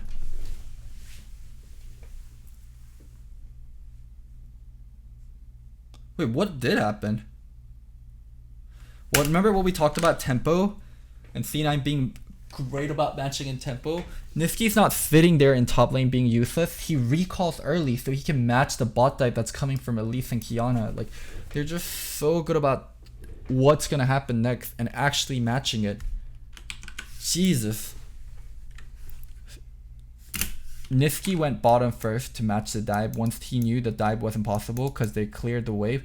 Then he's going mid. This kind of foresight, like these kind of small movements, is what makes C9 so good. They know what's coming. I don't like this that much. I rather they make plays on other parts of the map. I think at this point, top lane is so ahead and Jace is so out of the game. I'd rather them start making plays on mid lane and activating Talia and helping out bottom, but whatever. I guess they can just snowball top even further. It's just Jace is such a garbage champion when he's not ahead, and I don't think they have to put him further behind. But if it means turret, and I guess it means turret, and Elise is also on bot side, so this actually means a lot. Trying to decide if this is a suboptimal play that became good, or if this was the optimal play from the start. Jace is far up. Jace had flash, right? But Sven also had flash. You end up trading Ocean Drake. I guess I don't feel that strongly one way or the other. I would have preferred if they played towards bot side and left top lane alone, but this would have been okay. It's just eh. I don't think there's like a real correct answer. Jace is still in the game though, isn't he? It's not ahead, but gold can't be too far off. Jace is out of the game when he's not ahead. Jace has to be ahead to be in the game. He's that kind of champion. When you lost your own turret as Jace, you're not in the game.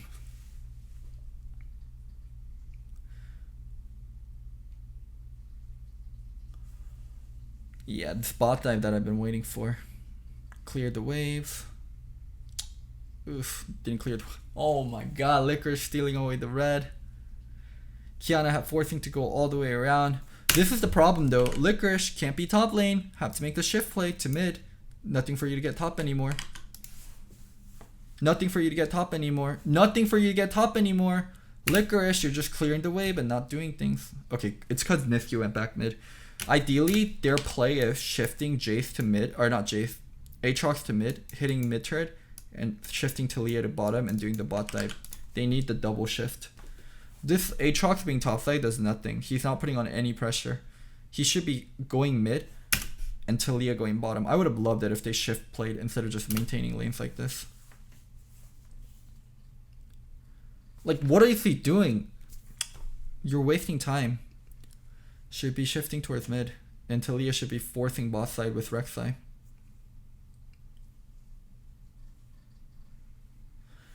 Really didn't like the last 2 minutes from C9 there.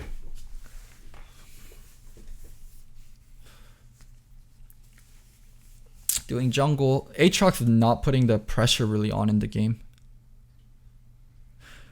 This is what I mean regarding C9 isn't the best team about playing to bot side. Like, yes, they do get dives, but as they showed, like the heat map of Niski kills, I think he had like 2 dives here and he had like 4 dives here throughout the season. Like, Niski is very much a top, like C9 is just better as a team when they're doing things on top side, and they aren't as excellent doing things on bot side. Oof, this was bad. They lost river control and Power Beeble was able to get opening on Sven. This is the first time where they actually got the Kiana ult into Elise stun, perfect CC lock, and one-shotted Sven Skiren, who had all the gold. Oh, did they get anything after? Okay, they get Stixay after. Did they get bot turret? They give up a little bit of bounty on the Rek'Sai and the game's slowing down. Game's slowing down. No. 1-for-1 trade. All these kind of traded is not good for C9. I actually kind of have to blame Licorice for this. It seems weird, but the fact that Licorice stayed top and he wasn't getting part of the map, I think it's kind of the problem regarding why the game slowed down so much for C9. Push top, shift down mid, allow Talia to shift down bot side. Like, I just don't like how unwilling to roam Licorice was. Just shift. Stop staying topside so much. Such weird decision making. Because C9 is usually so good about this.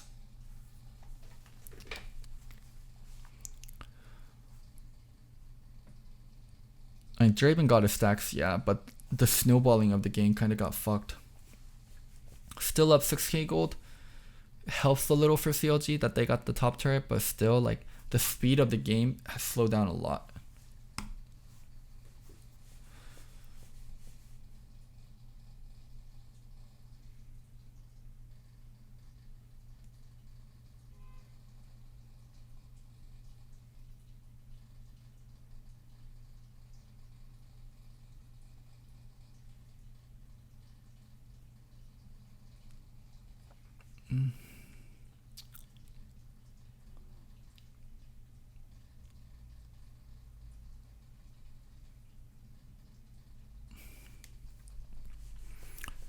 Next, they already got mid turrets, so the game's actually wide open. They can't do Baron right away at 20 minutes. They're going to look for picks.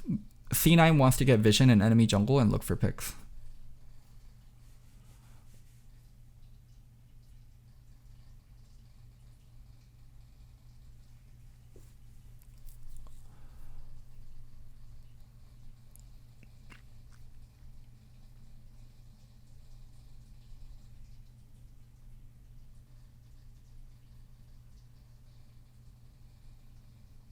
I see little inklings of why C9 might have lost this game, but they're still ahead and the game's still much in their control. Yeah, and the Jace is out of the game. Oh my god. This Jace is so out of the game. How did they lose this? Second mid turret so easily. Draven decently fed. How the fuck do they lose this?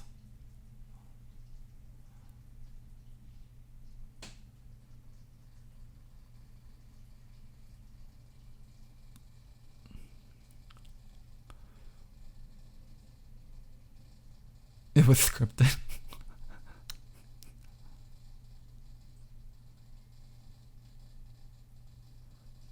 It's just... Wow, I would say this game's almost unlosable. The Jace is so out.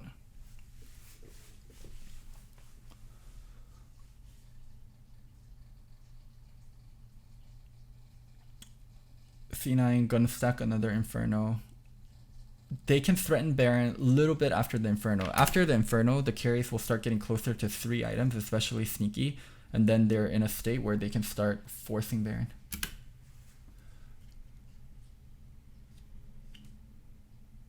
Alright, let's slow down. This fight is going to be important.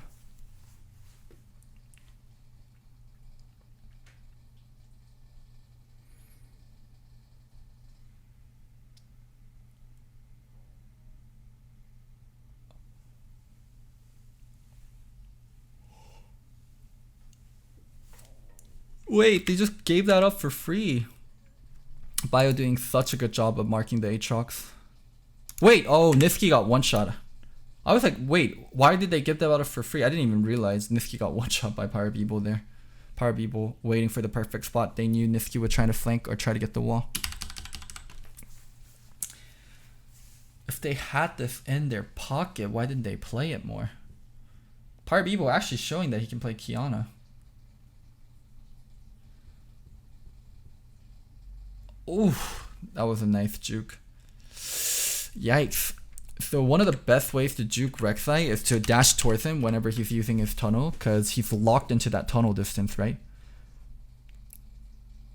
So whenever he's using tunnel like this, if you jump towards him, then yeah, you end up on the other side and he has to finish the tunnel. One of the best way to juke.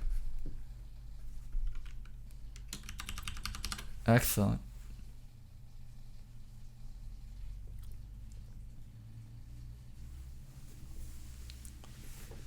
That one shot on Niski. Oh, that dive. Wow, that actually should have been done better. I guess Sneaky, they didn't realize Sneaky had stopwatch here. Oh, double knockup. Oh, it's not Sneaky, it's Talia with stopwatch and Zazel. Sneaky's not even here. Wait, why didn't they get the one shot here? I'm trying to figure out. Knock up. Okay, 6A. Had to ult and jeez. The Morgana interaction on the Xayah is actually so toxic. God damn, it's so hard for Xayah to do things. Because Xayah is a shorter range AD carry, so she has to be closer to the fight a lot, and Morg is able to fuck with her in so many ways. Oh, doesn't get the Baron steal. That almost became a 50-50. And it's also really dangerous to do it versus Elise, because Elise Q, the execute damage combined with smite can, like, it can be really bad in terms of, like, the Baron control.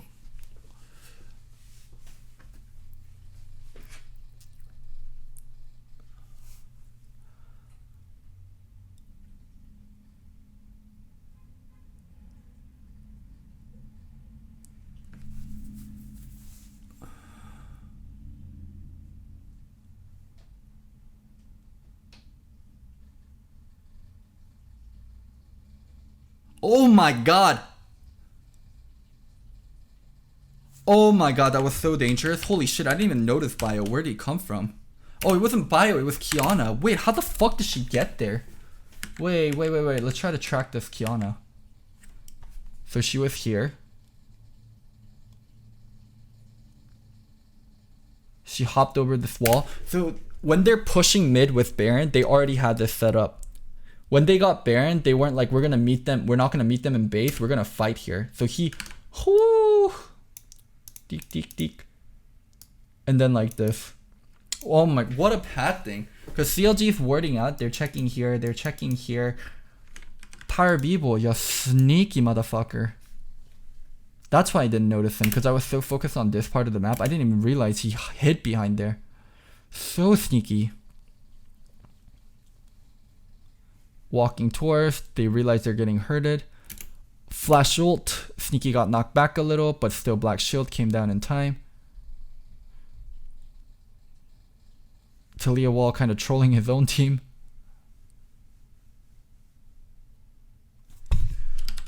Dealt with Baron push in a really nice way. Didn't allow them to split 2 lanes.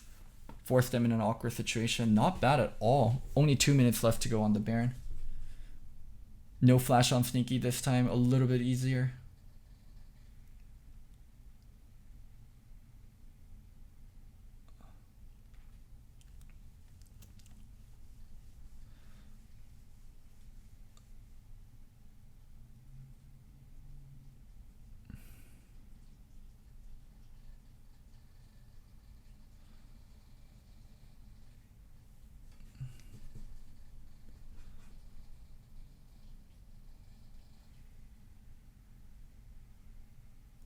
Oh wow.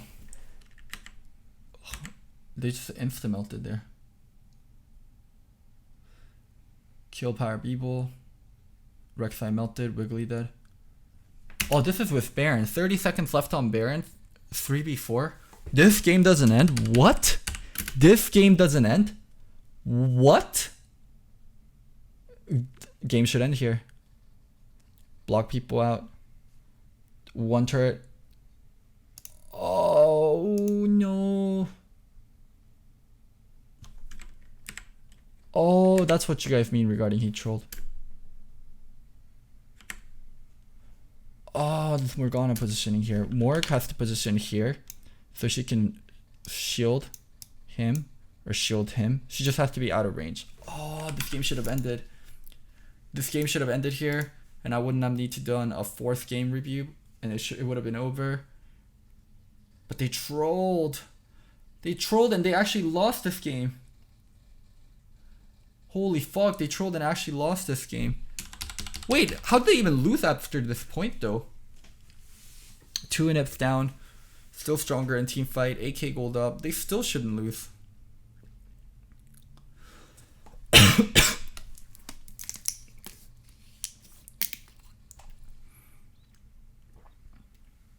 Power Beeble's like, oh, I thought game was over.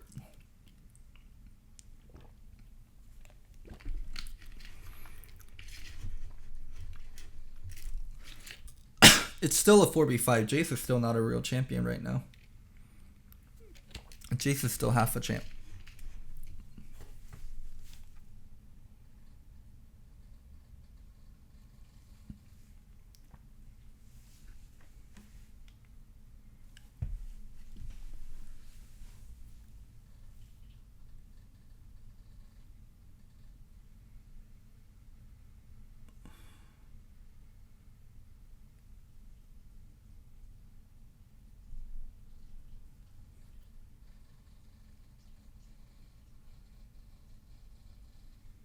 Wait, what? Where did Niski die? Wait, how did Stick say solo kill Niski? What? Aatrox getting caught here, and then Stick say solo kill Niski on the way because he had vision. Niski had flash the whole time too. What? What? Oh my god, end this. End this. Stopwatch ult. Stopwatch ultimate. Morgana stopwatch ultimate. Couldn't they have ended this? Morgana stopwatch ultimate here. Svenskar and Sneaky play to finish.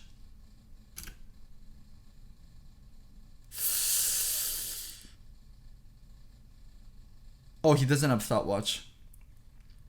Okay. If he had stopwatch, I think he could have delayed long enough for the other 2 ends. He already has the stopwatch use. Damn, Niski getting caught here though. Look at Stick say. Oof.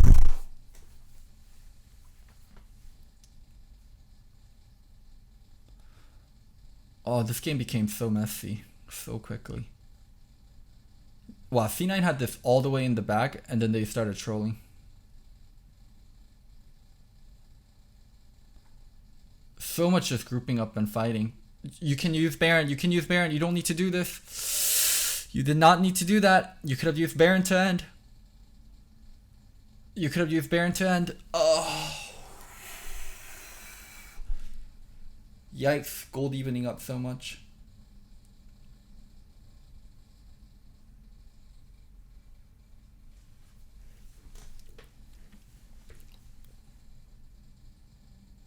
Gold evening up so much.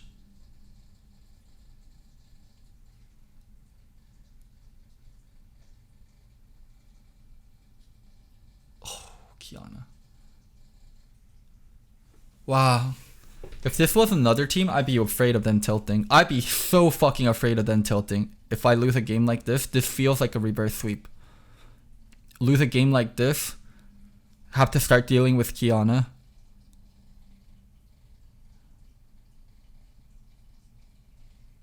Yikes.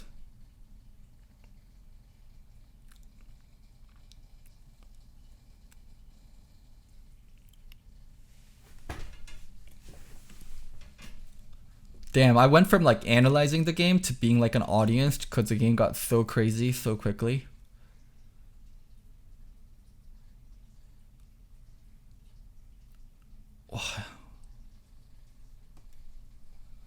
It was so over. It was so fucking over.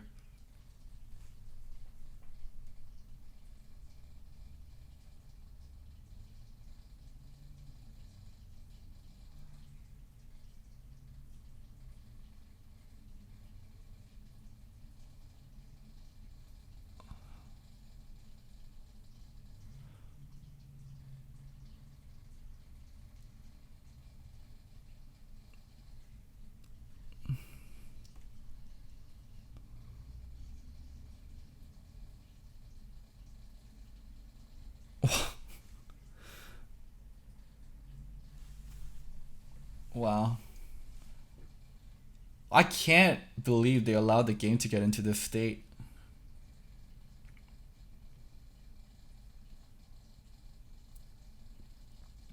The game was so over, and they fucked up the end, and they kept making one mistake after another. And I talk about C9 as being one of the most disciplined teams, but they just thought they had this game in the bag.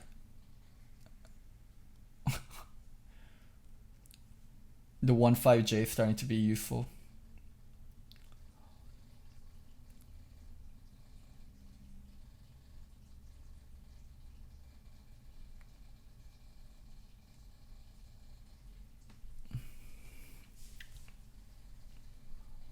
They said they thought about last split. Oh my god. I they have to, right? Because what happened last split? It's kind of in a similar sense too. You lose to an overpowered flex. You lose to an overpowered assassin pick in a game you should have won. Bjergsen Akali, Power Bibo Kiana.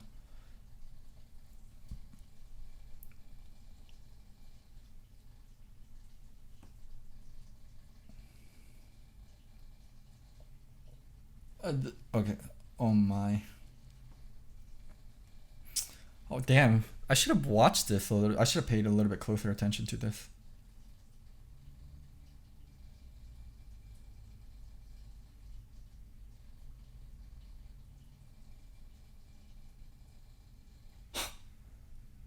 What the fuck?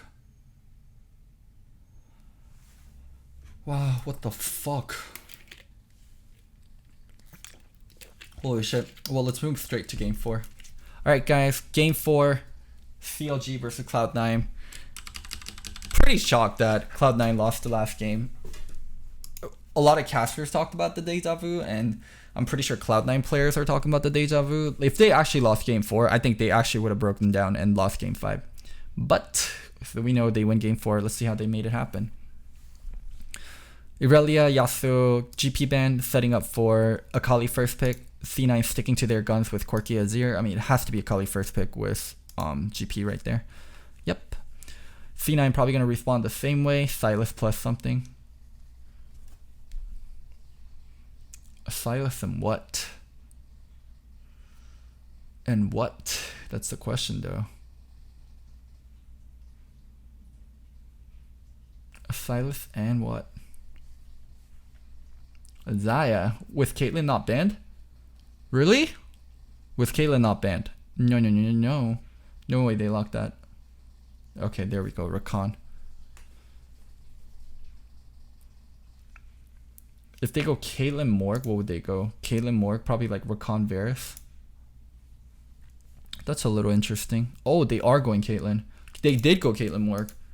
Has to be Varus, right? It should be Varus or Ashe. Sivir. That's an interesting way to do things. Caitlyn Morg, Sivir Rakan. Good wave clear, but you're going to have problems in terms of getting shoved in terms of playing early game prio. Incredibly important that Sven plays either Gragas, Jarvan, or Rek'Sai. They need to be able to gank bot side. Rek'Sai is still awkward into Morg though, so it has to be like Jarvan, Gragas. I think those are the only two. I would love to see CLG banning out Jarvan, Gragas here. Banning Syndra, targeting Power of Evil. They know Akali has to go top lane. Akali has to be top, so they can just target all the mid lanes. Karma.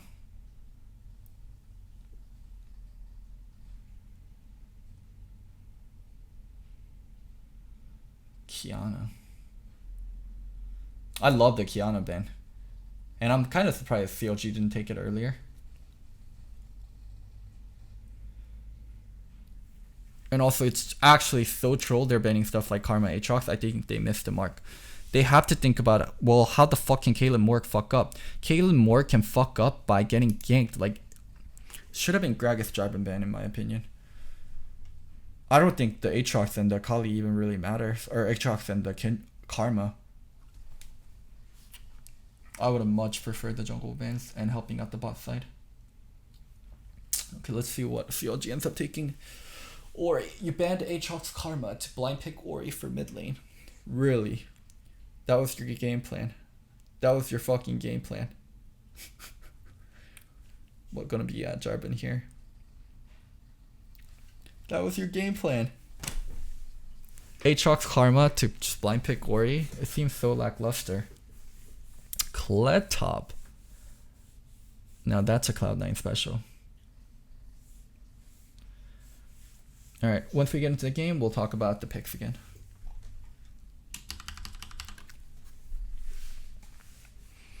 Ori pick is so awkward. I remember Dom talking about this where I said like Silas Gragas should have destroyed them in the mid 2v2. I'm not sure how the Ori Jarvan won. Because Dom said the Ori Jarvan won the 2v2. So let's see what actually went down.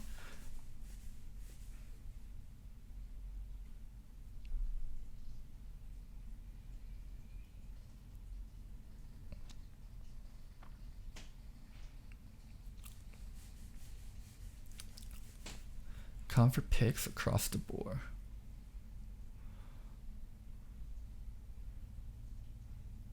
What did go down?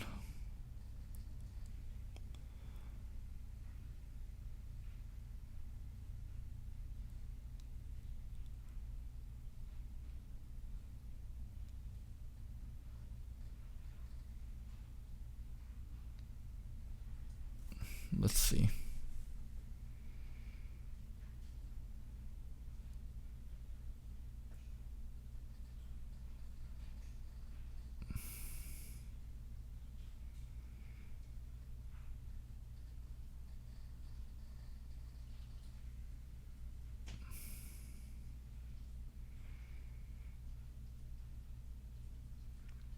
Okay, so Jarvan's doing blue start instead of red. A little bit interesting. I would have imagined Wiggly wanted to do something like red start into early ganks in like probably top side, helping out the Akali.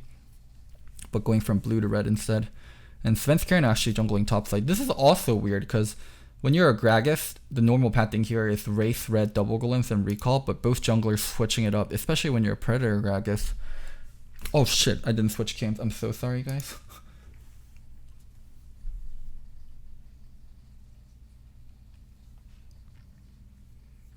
blue-red double golems instead. Early level 3. He's playing heavily for top side. Probably expect something weird from Wiggly, like red, blue, and then top lane. Game 5 is more about mental than it is about actual gameplay. If you're okay, I see now. Blue, red, double golem, level 3, Orianna, early priority on the Sylas into bot lane dive. Okay, I understand things a little bit better. What would have happened though if Svenskeren did his normal camps? Race, red, double golems, and he would have recalled and he would have been on the bot side of the map? Wow, how did CLG call this? Because they realized Sven was starting blue, but they also started blue early. This is so weird. It's working out for CLG in terms of where the junglers are placed. But if Svenskeren did his normal pathing, this never would have worked. That's crazy.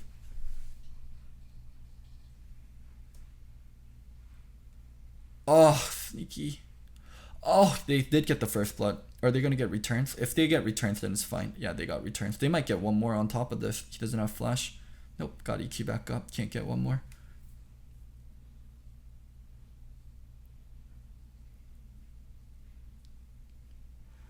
Wow, that's crazy though. I can't believe they attempted that versus a Gragas, a Predator Gragas, because Predator Gragas pathing is like 80% 3 camps topside and just coming down bottom. CLG did get the first blood. Let's see how much they are able to snowball after. EQ. Flash follow up. Oh, didn't get the knock up. Still get the kill though. Rep buff. Good follow up from Niski, trading 1 for 1. Damn, game is already hyped from level 1.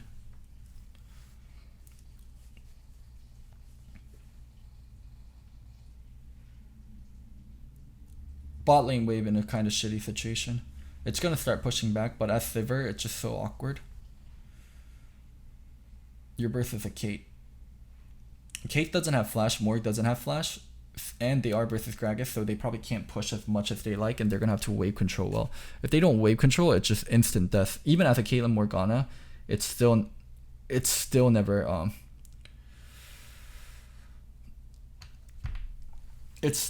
like it's still never that free.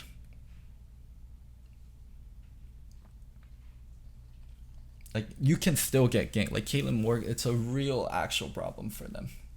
They can't just push up like dummies. Oof.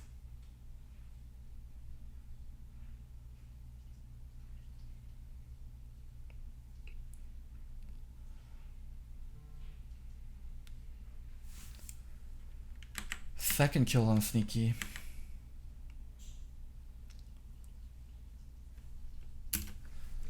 Really good reply from them. The way they're playing this is proper. Because they need to try to disconnect Jarvan EQ from Sneaky getting hit by the bind, but Sneaky got hit by the bind first anyways, and the Jarvan EQ connected. No one died. Oh, wow. Oh, wow.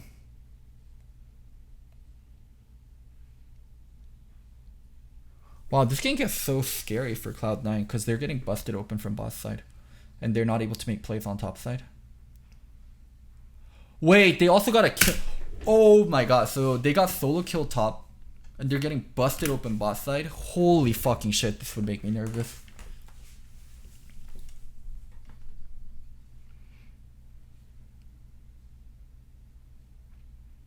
Wow, this must have been nerve-wracking during live.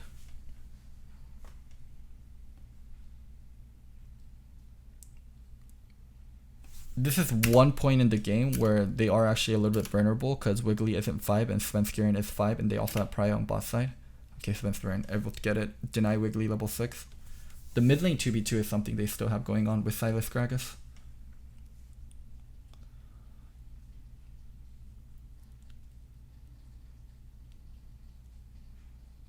Wait, what the fuck? Dom said they won the mid lane 2v2. What a liar. Gragas Sylas hella winning the mid lane 2v2. I wish I watched this game more in detail before I did face check. I would have called him out on it.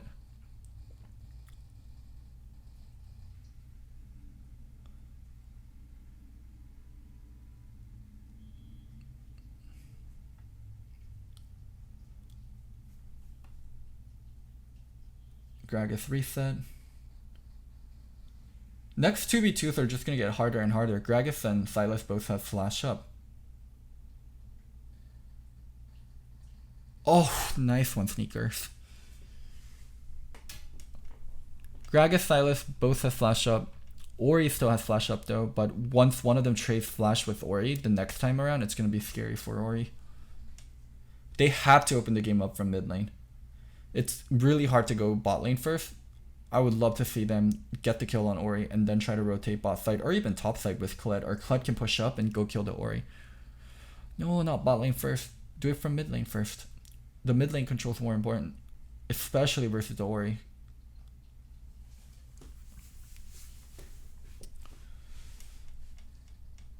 Why are they so focused on bot lane? Also, no, not again. Oh my god, if he actually died here, that would have been fucking tragic. Ruin's a bad Akali, dude. That was kill potential. There's times where Ruin Akali, if the execution of things were better. Here, watch here, guys.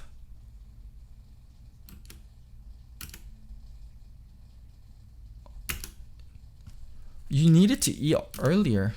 No! E auto. E auto R finish. What? E auto R finish.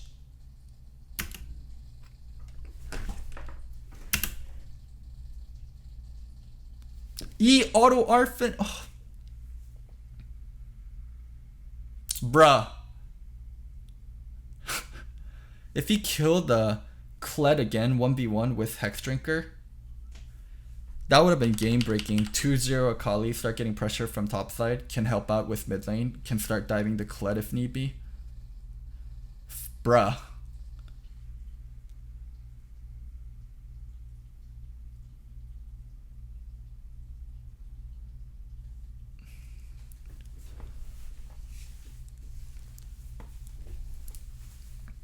How are your mechanics?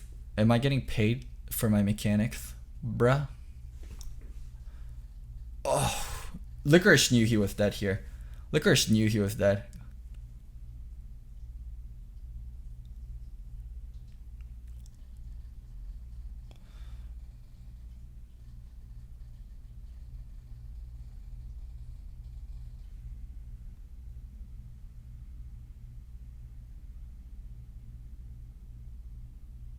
Oh my god.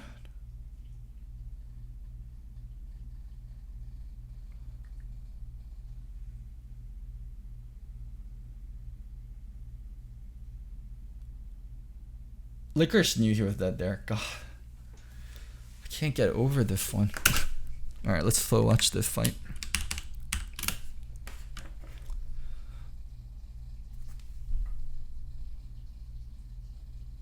Darshan would have played Nasus versus Kled. Someone had to go in to make sure they can enter, so it's Zeyzo going in. He gets one shot. Unfortunate. Sneaky can't come in the fight. They're able to get the return kill on Wiggly, and Licorice comes in and cleans up. Ruin out of the fight because you missed his E. Can't use second parts of the R.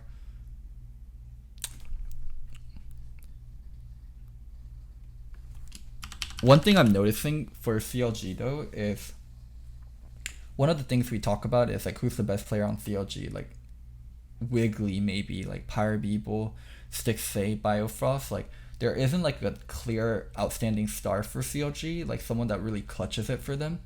And I think it kind of shows, like none of their players are standouts. Like in these like clutch situations, imagine if like Ruin was like just 20% better on Akali. If Ruin's like 20% better on Akali, this game's completely different. He's able to solo kill Licorice twice. He's able to take over fights a lot more. And he's able to just be a problem. And CLG's investing so much into this Akali pick. They're first picking Akali on blue side. Like that's, and they're forcibly sending it top. Pyrobeeble doesn't play Akali. So yeah, I mean, this is their problem, like, and it's kind of showing, like, these kind of very clutch core moments, they aren't able to, I was gonna say win out, but how'd they win this one? Oh, Wiggly waiting perfectly where the ward is. Pastry told me Bio is better than Core JJ. Oh, he used one man everything on Wiggly, while Pirate Bebo got Oriole dumped 2 people. Beautifully played.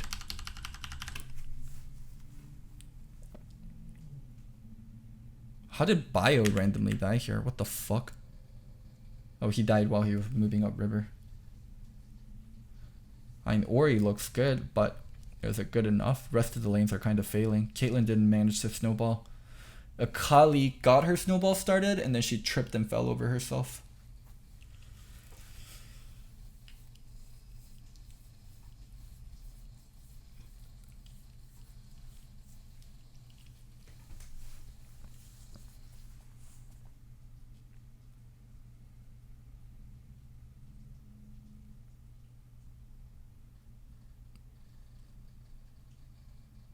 Nice opening from Zeyzal.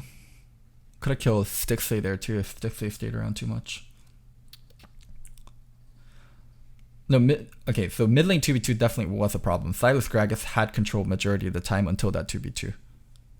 Even if they won that 2v2, like it's I think wrong to say mid lane 2v2 wasn't problematic for CLG because Silas Gragas maintained control.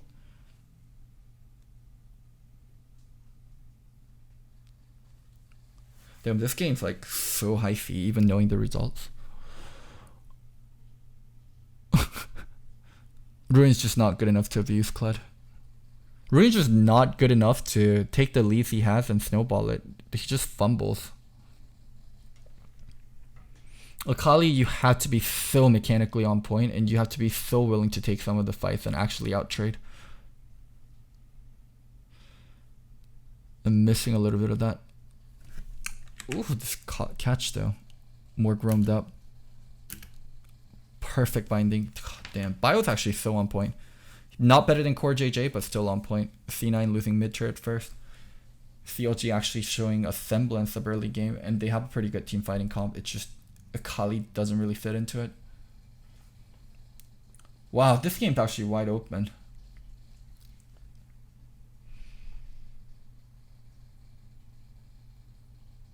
"20 minutes, neither team got Herald. Game was way too focused around boss side. Neither top laner really got a gank. I think there was one gank that Svenskeren did. Does Orianna scale well into the late game, or is she more of a mid game oriented champion? She scales incredibly well. She's not the best scaling.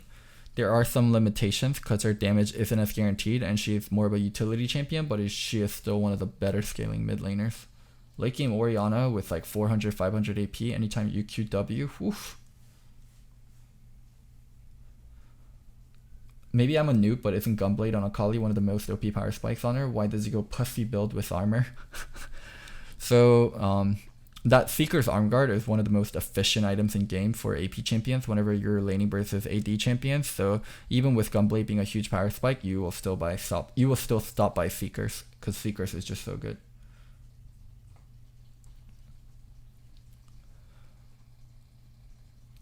Like numbers on Orianna skills are crazy. It's just they aren't guaranteed, right? And they are kind of short range. They're like mid range. She provides like Orianna wombo combo is great with Jarvan, and that's something they can actually snowball with. But if they aren't getting the wombos, like it's not like Orianna is like a soul. I take over the game.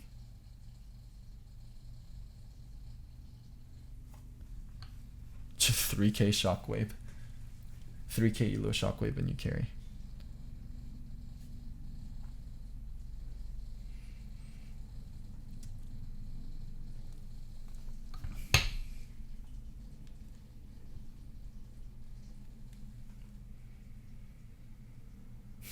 Which pick would I have preferred over Akali? No, Akali is a really good first pick. It's the Akali player has to be better.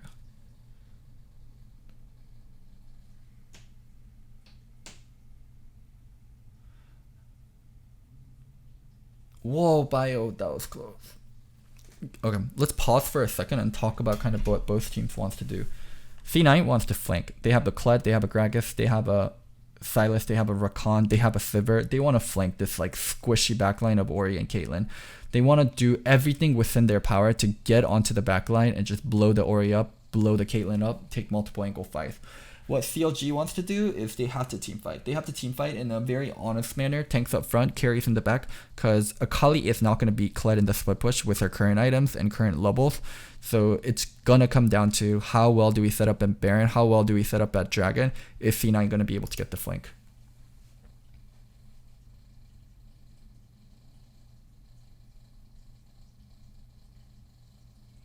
If C9 gets the flank, then great for them. If they don't get the flank, then it's just going to be terrible. Yeah, this is the problem. Like, the Akali isn't able to beat the Kled anymore, so they have their win condition does come down to a team fight.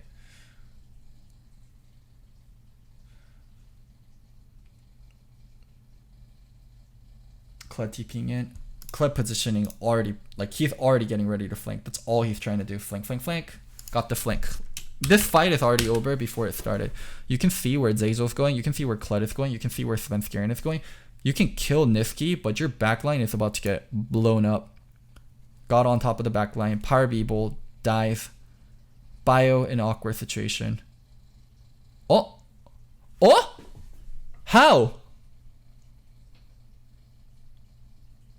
Oh. What?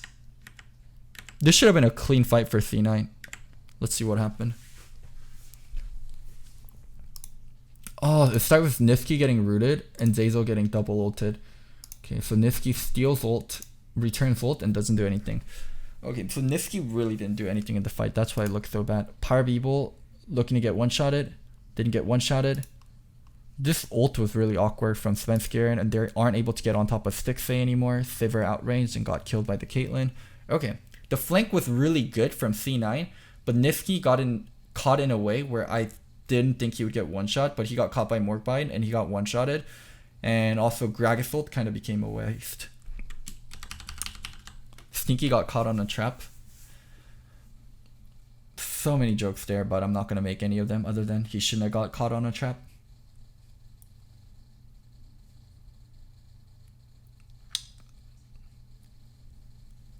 Did he actually step on a trap?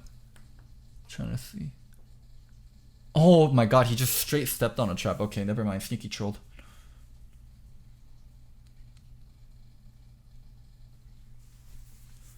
God damn. Not like this. Spell shield was up. You did not use spell shield to randomly step on a trap in like a team fight. A CLG. Oof. This Ruin getting killed here means they have to back off eventually. C9 finding right solutions even in this kind of desperate situation. And C9 also knows, like, if they lose this game, mentally they're just going to be so defeated for the next game. Like, it's so hard to just put that out of your mind.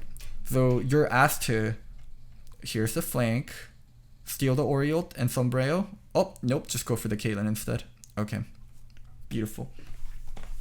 But here's the thing though, like, if you lose a best of 5 like that to TSM, and you're playing CLG and you start kind of losing the same way and almost getting swept, like, your goal is not think about getting reverse swept, not think about getting reverse swept, but where you already got reverse swept once, it's so hard not to think about it, and it's something that you always keep thinking about, and it's on the back of your head. Oh my god, are we going to get reverse swept? Oh my god, are we going to get reverse swept?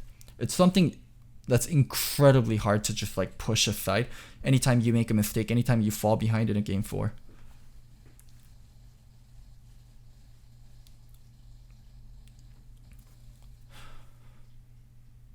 Kled balance, by the way. I mean, Kled mid and late game when the map is wide open and you have opportunities to flank, that champion is a one-man army. When the map is wide open, Kled becomes a one-man army.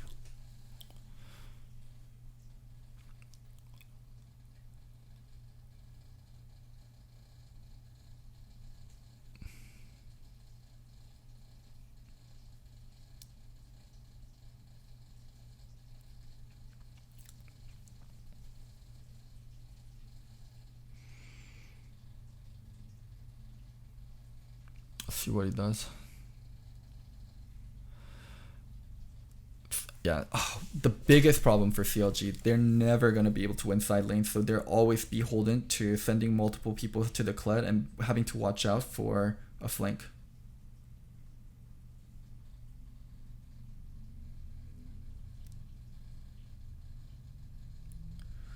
They can never leave that Kled alone. They have to send multiple people. Always have to watch from the right side, have to hug left side. If Kled disappears, it's really hard for them to hit turrets.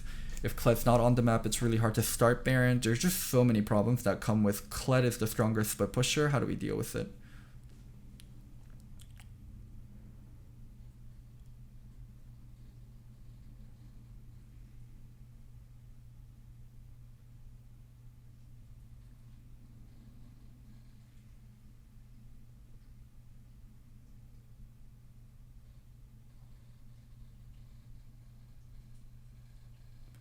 Here it goes.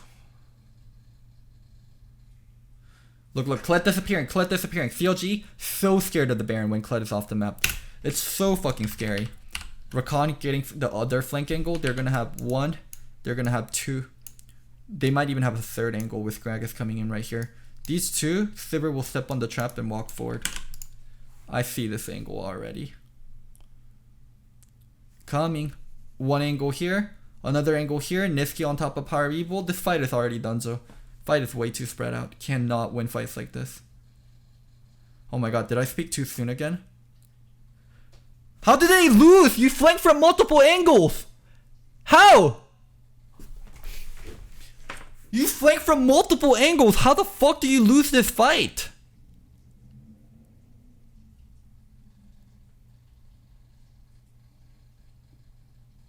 Wait, how?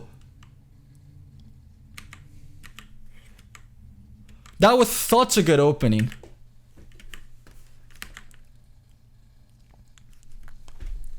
Rakan coming in a little bit early.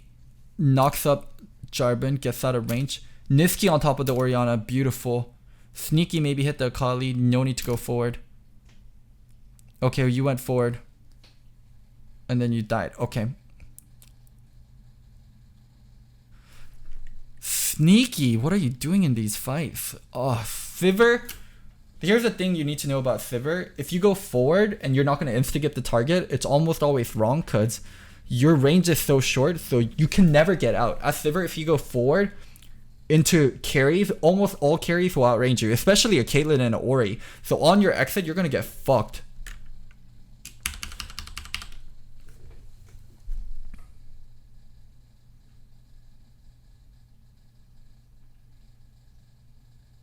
Wow. This game is so tight. Sneaky. I would have loved if he maintained position more and forced Power Beeble out and he didn't have to sacrifice himself.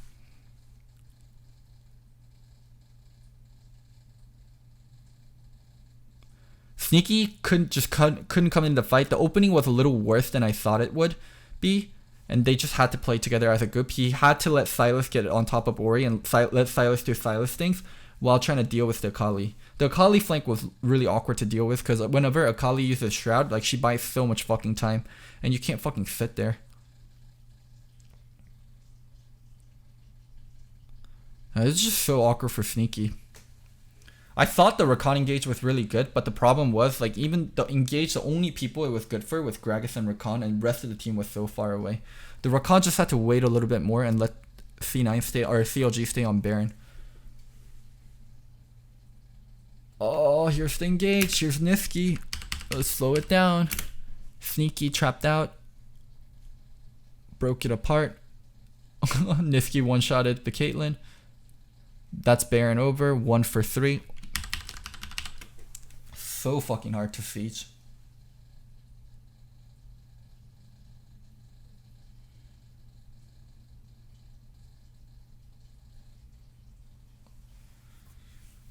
Oof.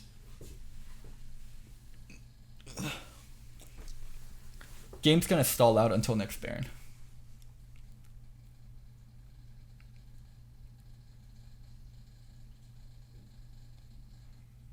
That was so good from Niski, that one shot. How do you even siege against Kled and Silas? It's really hard. And you kind of have to fake the siege. Look, we're going for a siege. Look at us, we're going for a siege. And then they start engaged. You're like, fuck no, get baited. We're not going for a siege. We wanted you to engage. And we were ready for it the entire time. We all have all our flashes up. You dumbasses, why did you engage on us? That's kind of the situation you have to create. If you actually siege and you're hitting turrets, it's really hard. You have to be like, look at us. We might siege right here. We might siege right here.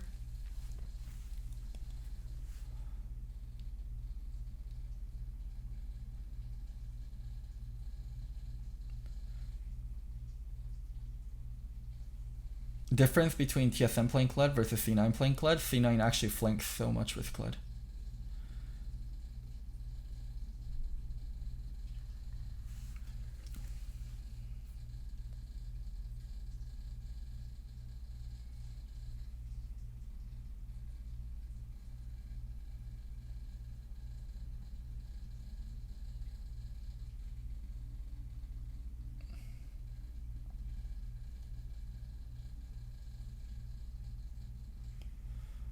Alright, let's see this.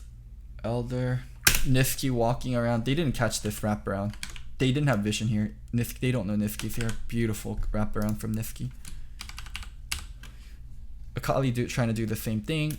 They pop this. C9 needs to place wards over here. They need to place wards over here. Fight started. Just walk here. If you walk fast enough, Akali gets disabled. Niski needs to get in the middle of this. Engage on them before Akali's able to go. Go, go, go, go, go, go! Ignore the Akali. Go, go, go! Okay, Niski got in there. Killed 2 people by himself. Beautiful. That's what they needed. Woof! That's gonna be game. Sneaky also died there. Ugh. Oh! Oh my god! Stick save. Holy shit, that was some stick save, big dick save.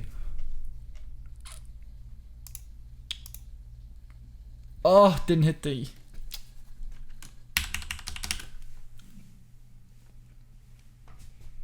Damn, stick save saved them so much there. They probably wouldn't have been able. Oh, they're gonna get banned. I was thinking about they wouldn't be able to get in hit because the waves were pushed up, but holy fuck, stick save did such a good job.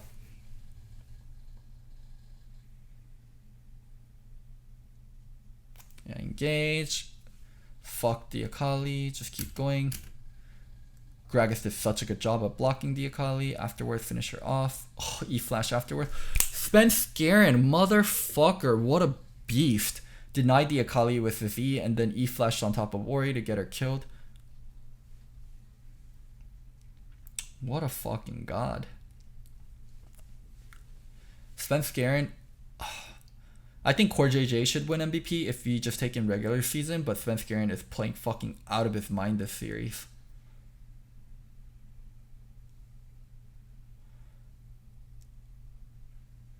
He is probably the second MVP. I think Core JJ just deserves MVP just due to how strong he played the regular season, and the award is a regular season award.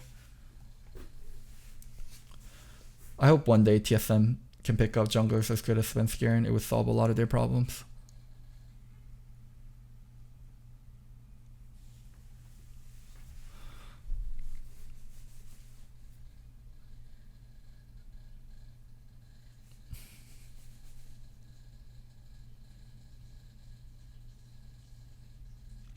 Look, the flank is hard for CLG to deal with, and they can't cover 2 lanes.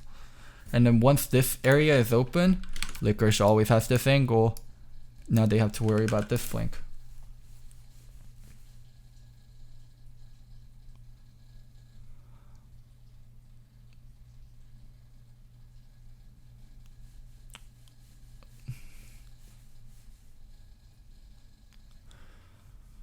Three lane, 3-1-1.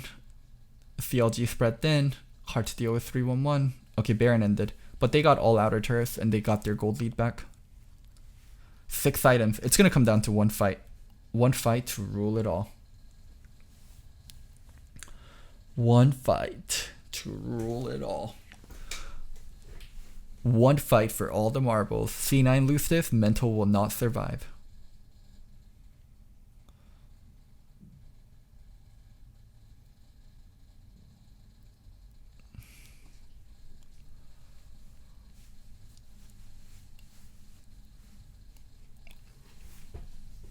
Sneaky no boots. You can do it on Sivir. It's not that recommended, but you can still do it on Sivir because she's so speedy, and then you're getting movement speed with the other items.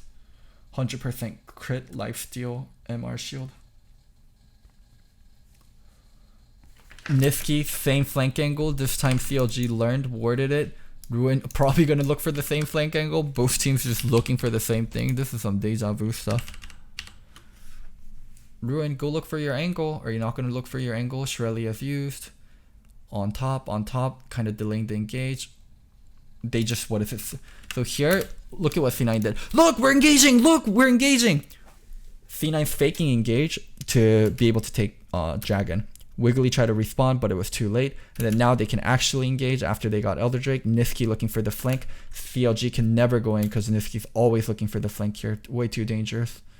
And then getting on top of Stixay, he flashed over, but Licorice got the initial jab, so he got a second proc. And then Stixay dead. Woo! Well played from C9. Flanked where it mattered, clutch where it mattered.